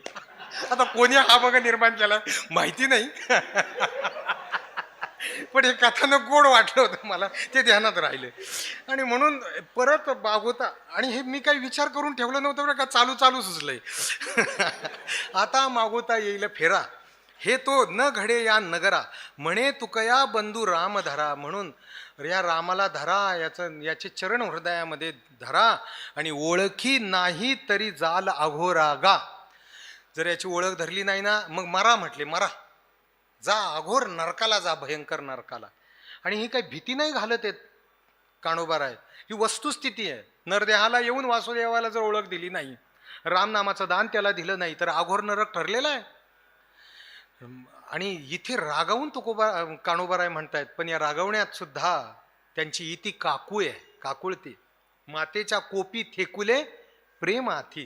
का लवकरात लवकर याचा उद्धार व्हावा, हीच तळमळ साधू संतांच्या अंतकरणात असते. पुढचा अभंग. श्री विठ्ठल तुकोबाराय. बोल अबोलणे बोले, जागे बाहेर आत निजेले, कैसे घरात घरकुल केले, नेणो अंधार ना उजडले गा. आता हा अभंग म्हणजे अभि तो खास स्वारी आ गई, हा शब्दज्ञानाचा अभंग आहे. म्हणजे शब्दज्ञानाला उल्लाह देण्याचा अभंग आहे. अभि तो खास स्वारी आ गई, दृष्टांत सांगितला असता तुम्हाला, पण खरंच हा दृष्टांत पहिल्या वेळेस ऐकून कळतच नाही. बाबांच्या मुखातून 5 वेळा हा दृष्टांत ऐकला, तेव्हा 6व्यांदा कळला. हा सुरुवातीला कळायला सारखं वाटतो, पटकन मी सांगतो, 2च वाक्याचा आहे. अभि तो खास स्वारी आ गई, हे तुम्हाला अभंग सुरू झाल्यानंतर कळेल.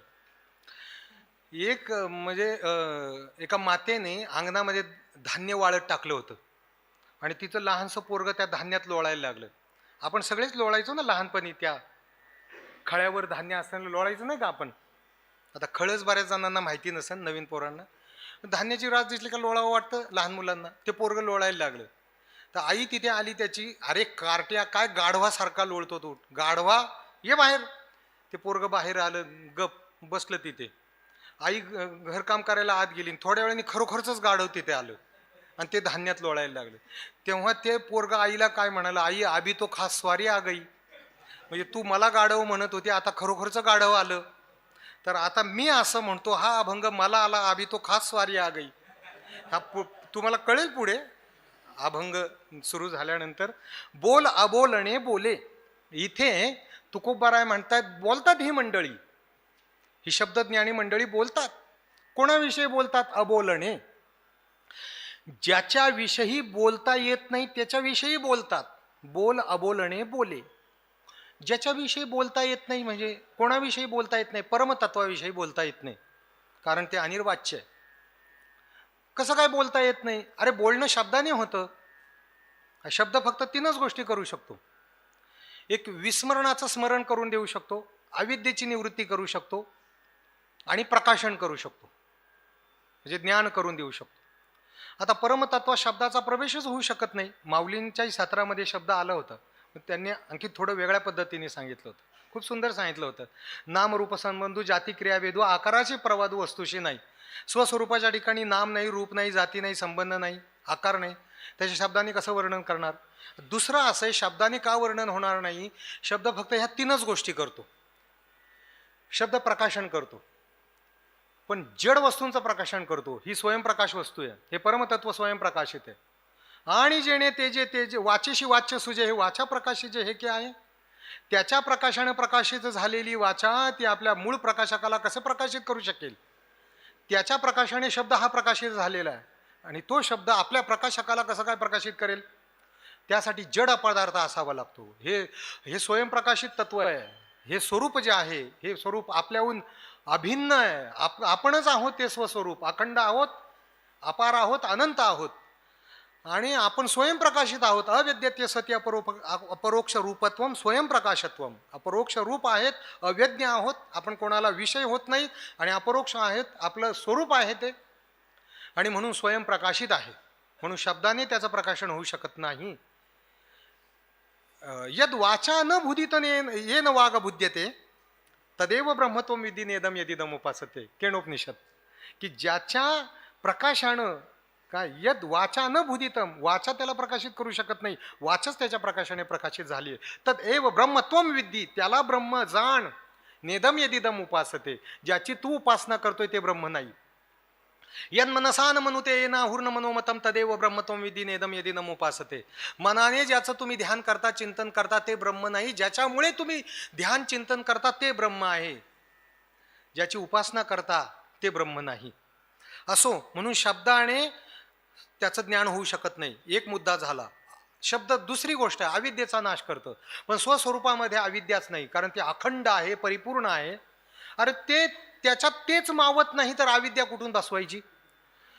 देवळामध्ये देवच मावत नाही तर देवीला कुठून बसवायचं? जय प्रभू म्हणायचे पहा, चैतन्य में केवल चैतन्य ही है, दुसरा कुछ है ही नहीं. स्वरूप में केवल स्वरूप ही है. अखंड स्वरूपामध्ये त्या स्वरूपालाच गर्दी होते राहण्यासाठी इतकं ते ठोस आहे, ओतप्रोत आहे, साबराभरीत आहे. हे आपल्याहून भिन्न नाही, आपणच ते आहोत. इतके अखंड आणि ओतप्रोत साबराभरीत आहोत, तर तिथे त्या अखंड परमतत्वामध्ये अविद्येला कुठून आता बसवायचं? म्हणून अविद्येचा त्रैकालिक अत्यंत अभाव स्वस्वरूपामध्ये. अविद्या जर असती तर तिचा नाश आणि बाद शब्दाने केला असता. अविद्येचा त्रैकालिक अत्यंत अभाव स्वस्वरूपामध्ये असल्या कारणाने त्याचा शब्दाने बादही होत नाही, नाशही होत नाही. ख पुष्पाचा वंध्यापृत्तात्र शब्दाने कसं काय ज्ञान होणार, कसा नाश होणार आणि काय बाद होणार? म्हणून अखंड स्वस्वरूपामध्ये अविद्याच नाही आहे, म्हणून शब्दाचं काम नाही. राहिलं आता फक्त विस्मरणाचं स्मरण. जर विस्मरण झालं असेल तर शब्द स्मरण करून देतो, स्मरणदानी पश्चिद्दू आहे. पण स्वरूपाचं कधी विस्मरणच होत नाही. स्वरूपाला विस्मरण कसं होईल? त्यालाच कसं काय विस्मरण होईल? अरे स्वरूपाचं सोडा, स्वरूपाच्या जवळचे जे पदार्थ आहेत ना, स्वरूपाच्या जवळचे, त्यांना सुद्धा त्यांचं विस्मरण होत नाही. स्वरूपाच्या जवळ मन आहे, देह आहे. या देहामध्ये पुरुषत्व किंवा स्त्रीत्व आहे. सांगा, कोणत्या पुरुषाला स्वतःच्या पुरुषत्वाचा विसर पडला? कोणत्या स्त्रीला स्त्रीत्वाचा विसर पडला? हे पुरुषत्वाचा सुद्धा विसर पडत नाही, असं कधी होतच नाही. एखाद्या पुरुषाला पुरुषत्वाचा, मी पुरुष आहे याचा विसर पडला, असं कधीच होत नाही. अगं बाई आज फार दुःख होतं, असं पुरुष कधी म्हणूच शकत नाही. त्याला कसा विसर पडेल पुरुषत्वाचा? ऐक नाही, आज दुःख फार होतं ना, अगं बाई आज दुःख, असं कसं काय म्हणेल पुरुष? त्याला पुरुषत्वाचा विसर नाही होऊ शकत. आणि ते पुरुषत्व त्या स्वरूपाच्या जवळच आहे. स्वरूपाच्या जवळ असलेल्या पदार्थांना स्वतःचं विस्मरण होत नाही, तर स्वरूपाला कसं काय विस्मरण होईल? म्हणून स्वरूपाला विस्मरणच नाही तर स्मरण काय करून देणार तुम्ही? त्याचं स्मरण करून देऊ शकतो ज्याचं विस्मरण झालेलं आहे, तिथे शब्द कामी आहे. पण स्वरूपात विस्मरण नाही, म्हणून स्मरण नाही, म्हणून शब्द निकामी ठरला तिथे. आणि असं ज्याच्याविषयी शब्दाने बोलता येत नाही, ही शब्दज्ञानी मंडळी त्या परमतत्वाबद्दल बोलतात. कमाली की नाही? तुम्ही म्हणाल मग कसं बोलतात? हे का आत्ता बोलत होतात तसं बोलतात. आता जे बोलत होतो ना मी, असंच बोलतात परमतत्वाबद्दल. आणि कोण बोलतात? हे काय तुमच्या समोर जो बसलाय तेच बोलतात. म्हणजे शब्दज्ञानी ज्याच्याबद्दल बोलता येत नाही त्याच्याबद्दल तोंड भरून बोलत राहतात. अबोलणे बोले. मग ते ऐकणाऱ्याला असं वाटतं की बाप रे बाप, काय हे आत्मस्वरूपामध्ये जागे झालेले महात्मे आहेत. नाही, जागे आहेत ते, कोण नाही म्हणतं. पण जागे बाहेर आणि आत निजेले. ते बाहेर जागेत, बोलण्यापुरते जागेत.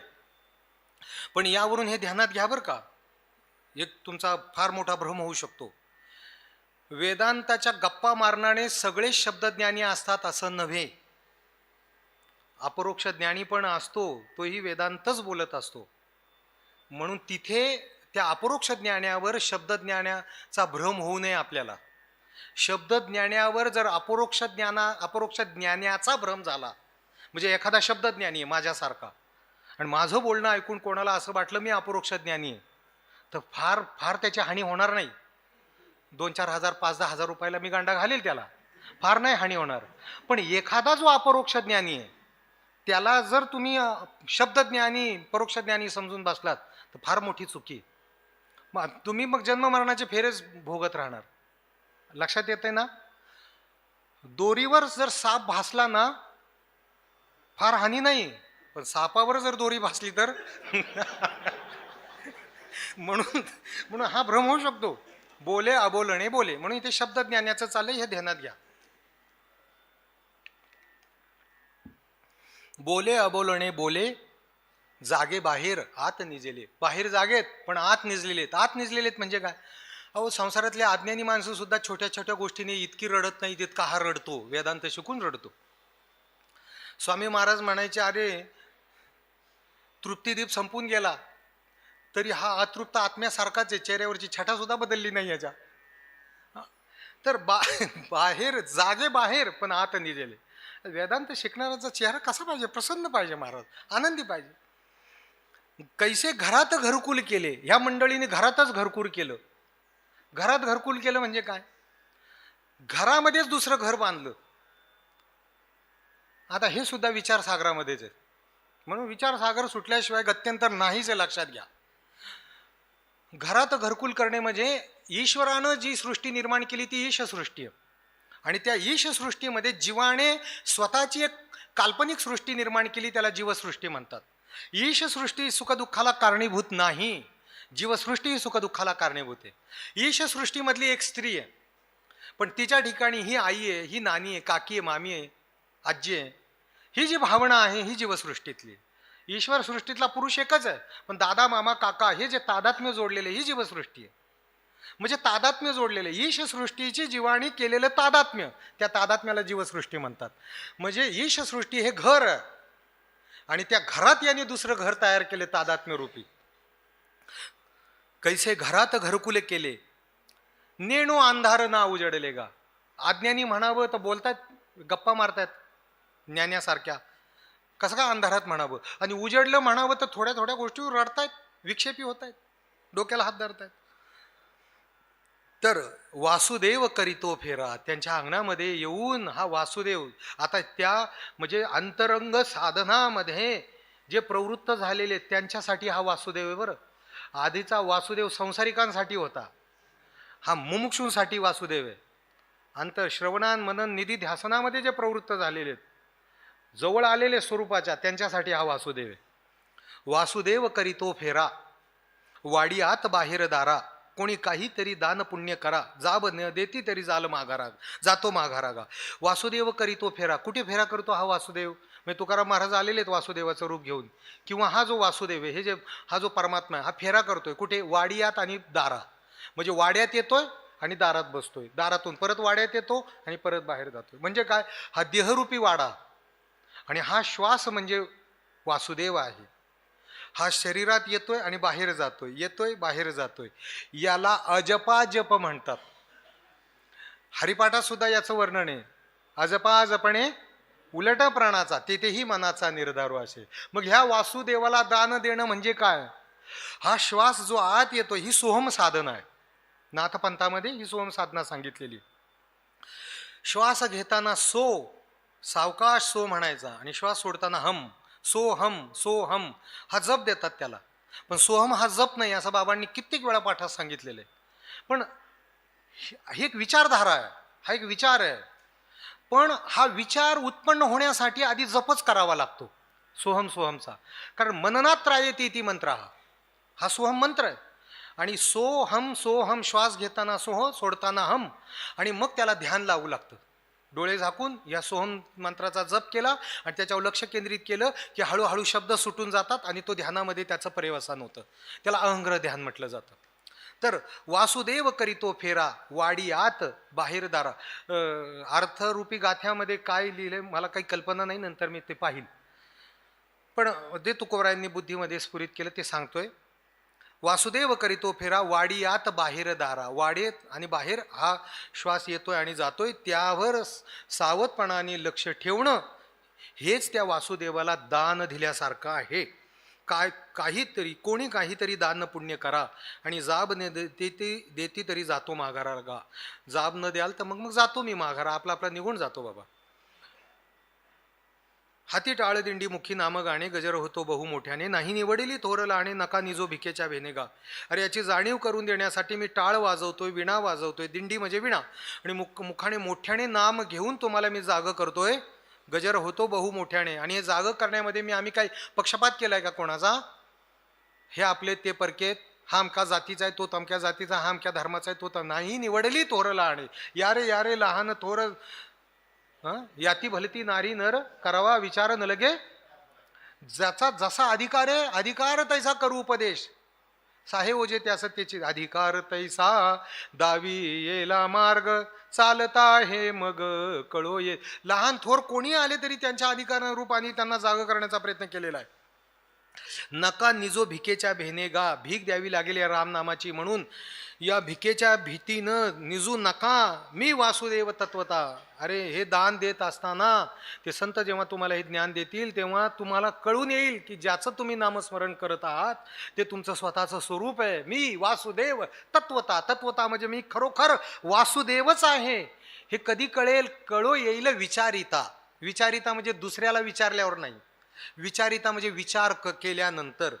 हे तुम्ही जेव्हा मनन निधी ध्यासन चिंतन कराल तेव्हा तुम्हाला कळेल येईल का अरे मीच वासुदेव आहे, ते परमतत्व मीच आहे.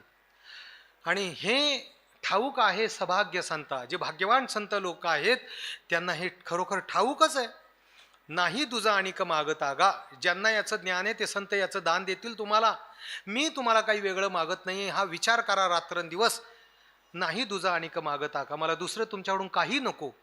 काही जागा की निजलाशी. अरे तू जागा आहे का निजला हेच काही कळत नाही. कधी कधी वाटतो तू जागा आहे, कधी कधी वाटतं निजलाय. बोलतोय वेदांत चिंतन करतोय, ज्ञानेसारख्या गप्पा मारतोय, वाटतं जागा आहे. आणि कधी कधी इतका दुःखाने ग्रस्त होतोयस की असं वाटतं तू झोपलाय. जागा की निजलाशी. सुने जागवणी दारापाशी. हे कुत्र दरवाजाजवळ जागं ठेवलेलं आहे तू. कुत्र म्हणजे काय? ते कुत्र सारखं वसवस करत असतं ना. कधी एक म्हणजे सदा गणगणित असलेला प्राणी म्हणजे कुत्रा आहे. बघा त्याच्याकडे, ते सारखं गणगणितच असते ते. आणि हे सुन म्हणजे दारापाशी जागवणे म्हणजे काय? सारखी वसवस करणं, सारखं अनात्म पदार्थाच्या पाठीमागे पळत राहणं आणि त्यानेच तृप्ती करून घेण्याचा प्रयत्न करणं. ही वसवस करणं म्हणजे कुत्र जागं ठेवणे बाहेर. सुने जागवणी दारापाशी, तुझ्या हितासाठी करी वसवसी. आणि आम्ही मात्र तुझ्या हितासाठी वसवस करतोय, तळमळतोय. भेटी न घेसी वासुदेवाची गा. आणि तू मात्र आमची भेट सुद्धा घेत नाही. ऐसे जागविले अवघे जन, होते संचित तीही केले दान. जी भाग्यवान मंडळी आहेत, जी जागी झाली, त्यांनी सगळं दान करून टाकलं आम्हाला. सगळं म्हणजे अहो संचित सुद्धा दान करून टाकलं. संचित पुण्याचा साठा, पाप पुण्याचा साठा, तोही दान करून टाकला. क्रिमांत दिलं, प्रारब्ध आता बघून संपवतील ते. पण जे जवळ काही त्यांच्या साठा होता, पाप पुण्याची जी सुधुरी होती, ती पुण्याची सुधुरी देऊन टाकली. कारण पुण्य जर शिल्लक राहिलं तरी ते जन्माला कारणीभूत होतं. तुका म्हणे आम्ही झालो अग्निरूप, लागो निधी पाप पुण्य अंगा. पुण्य जर शिल्लक राहिलं तर पुन्हा जन्म घ्यावा लागतो. पापात्मके पापे नरका जायचे आणि पुण्यात्मके पुण्य स्वर्गात जायचे. ते पुण्य जर शिल्लक राहिले तर उत्तम लोक प्राप्त होतील. कुठपर्यंत पुण्य आहे तोपर्यंत. पुण्य संपल्यानंतर आमचे वैकुंठवासी गुरुवर्य घुले बाबा म्हणायचे का इंद्र सुद्धा टपकन, जांभूळ पिकलेलं जसं टपकन पडावं तसा इंद्र सुद्धा टपकन खाली पडतो आणि मुंगळा होतो. किडे माकुडे काय काय त्याच्या तारतम्यानुसार, पापपुण्याच्या अधिक्यानुसार होतो. आणि म्हणून हे संचित ज्याने मला दान केलेलं आहे, मध्ये अर्पण केलेलं आहे ह्या वासुदेवाला, तोच मोकळा होतो.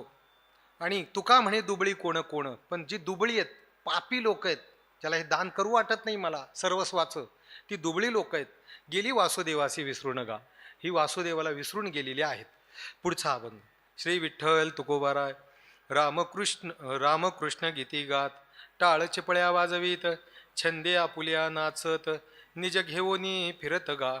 रामकृष्ण गीती गात. वासुदेव रामकृष्ण नावाचं गीत गात आहे, टाळ वाजवत आहे, चिपळ्या वाजवत आहे आणि पायामध्ये चाळ आहे, आपल्या छंदाने नाचत आहे. गाय नाचे उडे आपुलिया छंदे, मनाचे आनंदे, मी गातो नाचतो आनंदे. हा वासुदेव नाचतोय तुमच्या अंगणामध्ये, टाळ चिपळ्या घेऊन निज घेऊन फिरत गा, ते आत्मस्वरूप घेऊन तुम्हाला दान देण्यासाठी आलेले आहेत. आवरतो हा, 5-10 मिनिटातच आवरतो, 9ला बरोबर आपलं संपेल, 9च्या अगोदर संपेल.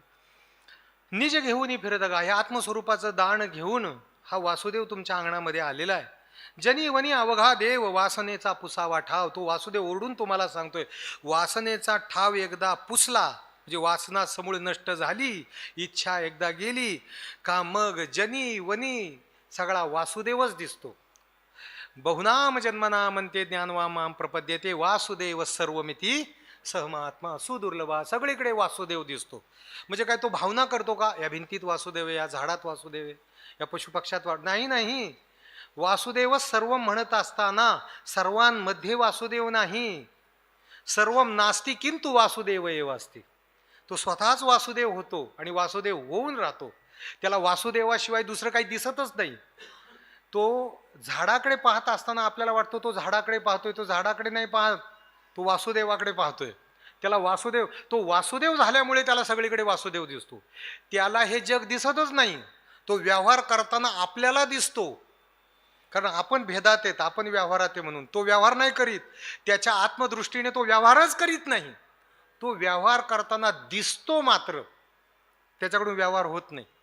तो वासुदेव स्वरूपाला प्राप्त झालेला आहे, निष्क्रिय स्वरूपाला प्राप्त झालेला आहे, आनंद स्वरूपाला प्राप्त झालेला आहे. आपण अज्ञानी लोकांनी म्हणावं तो व्यवहार करतोय, आहे नाही काय.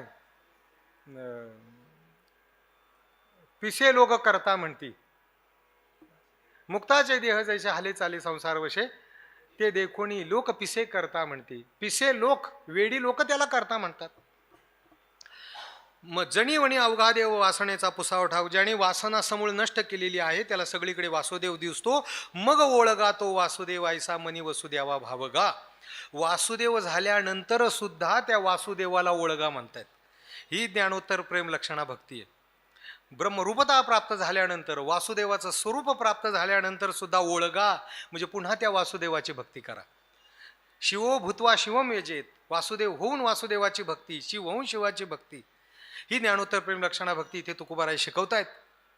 हे अलौकिक आहे आपल्या संत वाङ्मयामध्ये, आहे की नाही. ज्ञान झाल्यानंतर सुद्धा संत थांबत नाहीये. मग ओळगा तो वासुदेव ऐसा मनी वसुदेवा भावगा. ही ब्रह्मस्थिती प्राप्त झाल्यानंतर सुद्धा त्या वासुदेवाची अव्याहतपणे भक्ती करा. का यावत जीवन त्रयो वंद्या वेदांत गुरु ईश्वर आदो ब्रह्मविद्या प्रसिद्ध्यर्थम पश्चात कृतज्ञत्वानुपत्तये, किंवा दुसरं काहीतरी म्हणतात येते कृतज्ञत्वादी वृत्तये. म्हणजे अगोदर म्हणजे हे तिघ जण शेवटच्या श्वासापर्यंत वंदनीय पूजनीय. यावत जीवन त्रयो वंद्या, वेदांत गुरु आणि ईश्वरा. वेदांत म्हणजे संत वाङ्मय, उपनिषद ब्रह्मसूत्र सगळं वेदांतच आहे. उपनिषदाला वेदांत म्हटलेले. वेदांत तो मोदकू महारसू मिरवे. वेदांत जीव जाईपर्यंत, शेवटच्या श्वासापर्यंत वेदांत शिकतच राहिलं पाहिजे. वेदांत गुरु, ज्यांनी हे ज्ञान आपल्याला दिलं. येथोनी अनुठवू माथा मरणा वाचोनी सर्वता. गुरु आहेत तोपर्यंत त्यांच्या चरणापासून वेगळं व्हायचं नाही. आणि गुरु गेल्यानंतर सुद्धा इष्ट देवतेमध्ये गुरूंचं दर्शन करायचं. गुरु आणि ईश्वर, हा ज्या ईश्वराच्या दयेमुळे कृपेमुळे वैराग्य प्राप्त झालं नाही, ज्ञान पत्रामध्ये पडलं, त्या ईश्वराला सुद्धा विसरायचं नाहीये कुठे ब्रह्मज्ञान होईपर्यंत. आणि ब्रह्मज्ञानानंतर सुद्धा कृतज्ञत्वाचा आळ येऊ नये म्हणून अव्याहत त्यांची सेवा करत राहावी. तसं इथे मग ओळगा तो वासुदेव ऐसा मनी वसुदेवा भावगा. आणि हे निज दानाचं ज्ञान देण्यासाठी ह्या वासुदेवाला आवड लागलेली आहे. म्हणजे तुकाराम महाराज वासुदेव बनून आलेले आहेत ना, ते म्हणतात बघा हे निज ज्ञान मी तुम्हाला देतोय, हेच निज दानाची थोर आवडी. हे तुमचं निज दान मला द्या, किंवा वासुदेव हा तुम्हाला निज दान देत आहे ते तुम्ही स्वीकारा. दोन्हीकडे लागू शकते. निज दानाची थोर आवडी वासुदेवाची लागली गोडी. या साधू संतांना निज दानाची आवड आहे. कोणाला कसली आवड, कोणाला कसली आवड. विषयासक्त पुरुषाला संसाराची आवड असते, कर्मठाला स्वर्गाची आवड असते, उपासकाला वैकुंठादी लोकाची आवड असते, योग्याला समाधीची आवड असते, वेदांत्याला ब्रह्मज्ञानाची आवड असते, आणि साधू संताला निजदानाची आवड असते. लोकांना निज स्वरूपाचं दान करण्याची साधू संतांना आवड असते. ह्या वासुदेवाला तीच आवड आहे, निज दानाची थोर आवडी. किंवा तुम्ही आत्मसाक्षात्कार करून घ्या, हेच मला तुम्ही दान देताय, असाही अर्थ लागू शकतो. निज दानाची थोर आवडी, वासुदेवाशी लागली गोडी, मुखी नाम उच्चारी घडोघडी ऐशी कर्या वासुदेवाची जोडी. गा मुखाने सतत वासुदेवाचं नामस्मरण करा, आत्मसाक्षात्कार करून घ्या, हेच तुम्ही त्या वासुदेवाला दान देत आहात. आणि अशी त्या वासुदेवाची जोडी म्हणजे प्राप्ती करून घ्या. अवघा सारोनी शेवट झाला, प्रयत्न न चले काही केला, जागा होई सांडूनी झोपेला, दान देई वासुदेवाला. गा आता अवघा सारोनी शेवट झाला, आता पराकाष्ठा झाली तुला जाग करण्याची बाबा. अरे ईश कृपा आहे तुझ्यावर, गुरु कृपा आहे, तुझ्या अंगणात येऊन तुला ज्ञान देतो, ही गुरु कृपा आहे, ईश कृपा आहे तुझ्यावर, शास्त्र कृपा आहे. आता तुझ्यावर तू कृपा करून घे आणि जागा हो एकदाचा, आत्मकृपा करून घे, त्याला अंतकरण कृपा म्हणतात. प्रयत्न न चले काही केला, जागा होई सांडूनी झोपेला, त्या झोपेला बाजूला सार आणि दान देई वासुदेवाला. गा या वासुदेवाला तू दान दे. तुका म्हणे धन्य त्याचे जिने, ज्याने ह्या वासुदेवाला हे निजात्म दान दिलेलं आहे, नामस्मरणाचं दान दिलेलं आहे. तुका म्हणे धन्य त्याचे जिने, त्याचं जीवन धन्य आहे. जी ही वासुदेवी घातले दान, ज्यानं वासुदेवाला हे राम नामाचं दान दिलेलं आहे, त्या न लगे येणे जाणे, त्याला यावं लागत नाही, जावं लागत नाही. झाले वासुदेवी राहणे गा, वासुदेव होऊन वासुदेवामध्ये तो राहतो, वासुदेवाशी एकरूप होऊन वासुदेवात राहतो, म्हणजे वासुदेव होऊन वासुदेवाची भक्ती करतो. अशा ऐक्य रूपाला तो प्राप्त होतो. पुढचा जोगी पण आहे ना, जगजोगी जगजोगी जागे जागे बोलती. हे जोगी लोक म्हणजे योगी लोक, संत महानुभाव जाग करण्यासाठी इथे येतात. म्हणून आपल्या जोग महाराजांचं नाव सुद्धा विष्णू नरसिंह जोग, हे जागे करण्यासाठीच इथे आले. जगजोगी जगजोगी जागे जागे बोलती. ही लोक जागे व्हा जागे व्हा सारखं बोलतायत. काकड्याचाच महिना सुरू आहे, माझी इच्छा नसताना सुद्धा मला जागं व्हावं लागते, एवढे ही साधू मंडळी जागं होतात. जवळ काकडा, हनुमानवाडीचा काकडा मला स्पष्ट ऐकू येतो, लाज वाटते, आता कवर झोपायचं, उठा. जगजोगी जगजोगी जागे जागे बोलती. जागता जगदेव. जर जागा झालात तुम्ही, खऱ्या आत्मदृष्टीने जागे झालात, तर हे जगच तुम्हाला देव दिसेल. काय ऐसा ज्याचा अनुभव विश्वदेव सत्यत्वे. जागे झालात तर हे सगळं जगच तुम्हाला देव दिसेल. राखा काही भाव, म्हणून माझ्या बोलण्यावर भाव ठेवा, श्रद्धा ठेवा. हे दान मला द्या तुम्ही रामनामाचं. अवघा क्षेत्रपाळ पुजावा सकळ. या क्षेत्राचं रक्षण करणारा, क्षेत्र म्हणजे एक शरीर, त्याचं क्षेत्रपाळ म्हणजे हा आत्मा, हरी हर. जे आवडीनुसार त्याची पूजा करा. पूजापत्र काही फलपुष्पतोय. पूजा करत असताना पत्र अर्पण करा, फल अर्पण करा, पुष्प अर्पण करा, पाणी अर्पण करा. कारण बहुता दिवसा फेरा आला या नगरा. बऱ्याच दिवसांनी या नगरीला तुम्ही आलेले आहात. आला या नगरा, नका घेऊ भार. आता या संसाराचा भार घेऊ नका. की आता आम्हाला शक्य होईल का ही भक्ती करणं, वेळ मिळेल का आम्हाला. अरे नका घेऊ भार. संसार हा होतच असतो, परमार्थ हा करावा लागतो. संसार प्रारब्धाने होतो आणि परमार्थ मात्र प्रयत्नाने करावा लागतो, आहे की नाही. अन्न मान धन येतो प्रारब्ध आधीनं. संसार तुम्ही काही जरी केलं तरी तुमच्या प्रारब्धात जे आहे तेच होणार आहे संसारात. जिथे प्रारब्ध आहे तिथे मात्र प्रयत्न, जोर लावतो प्रयत्नाचा, की जे प्रारब्धाच्या अधीने तिथं मात्र प्रयत्न कर. आणि जे प्रयत्नाच्या अधीने परमार्थ जो करून संपवावा लागतो प्रयत्नाने, तिथे म्हणतो आता माझ्या नशिबात असलं तर येईल वारीला, माझ्या नशिबात असलं तर येईल अष्ट. म्हणजे जिथे प्रयत्न लावायचे तिथे प्रारब्ध लावतो, जिथे प्रारब्ध लावायचं तिथे प्रयत्न लावतो. तर नका घेऊ भार, धर्म तोची सार. धर्म हेच सार आहे. काय धर्माचं सार काय आहे? नामस्मरण हेच त्या धर्माचं सार आहे, किंवा धर्म तोची सार. धर्म म्हणजे काय? वाट्याला आलेलं कर्म ते निष्काम पद्धतीनं करणं हाच धर्म आहे. ज्याच्या ज्याच्या वाट्याला जे जे कर्म आलेलं. आणि हेच दान मी तुम्हाला मागतोय. तुका मागे दान द्यावे जी अनन्य. अनन्य होऊन हे दान मला द्या. एकरूपतेनं द्या, तद्रूपतेनं द्या, काही उरी ठेवू नका. आणि मग बघा तुमच्या जीवनामध्ये आनंदी आनंद झाल्याशिवाय राहणार नाही. अशा पद्धतीने झालेली सेवा जगद्गुरु तुकाराम महाराजांच्या चरणी, माझे गुरु डॉक्टर बाबांच्या चरणी सेवा अर्पित करून सेवेला इथेच पूर्ण विराम. पुंडलिक वरदा हरी विठ्ठल श्री ज्ञानदेव तुकाराम माऊली ज्ञानेश्वर महाराज की, जगद्गुरु तुकाराम महाराज सद्गुरु जोग महाराज की. ज्ञानदेव तुकाराम ज्ञानदेव तुकाराम ज्ञानदेव तुकाराम ज्ञानदेव ज्ञानदेव तुकाराम ज्ञानदेव तुकाराम. तुकाराम तुकाराम तुकाराम पुंडलिक वरदा हरी विठ्ठल श्री ज्ञानदेव तुकाराम. माऊली ज्ञानेश्वर महाराज की जय. जगद्गुरु तुकाराम महाराज की जय. ज्यांनी कोणी ग्रंथ घेतला असेल त्यांनी ग्रंथ जमा करा. पुढील सत्र ठीक 9:30 वाजता सुरू होईल.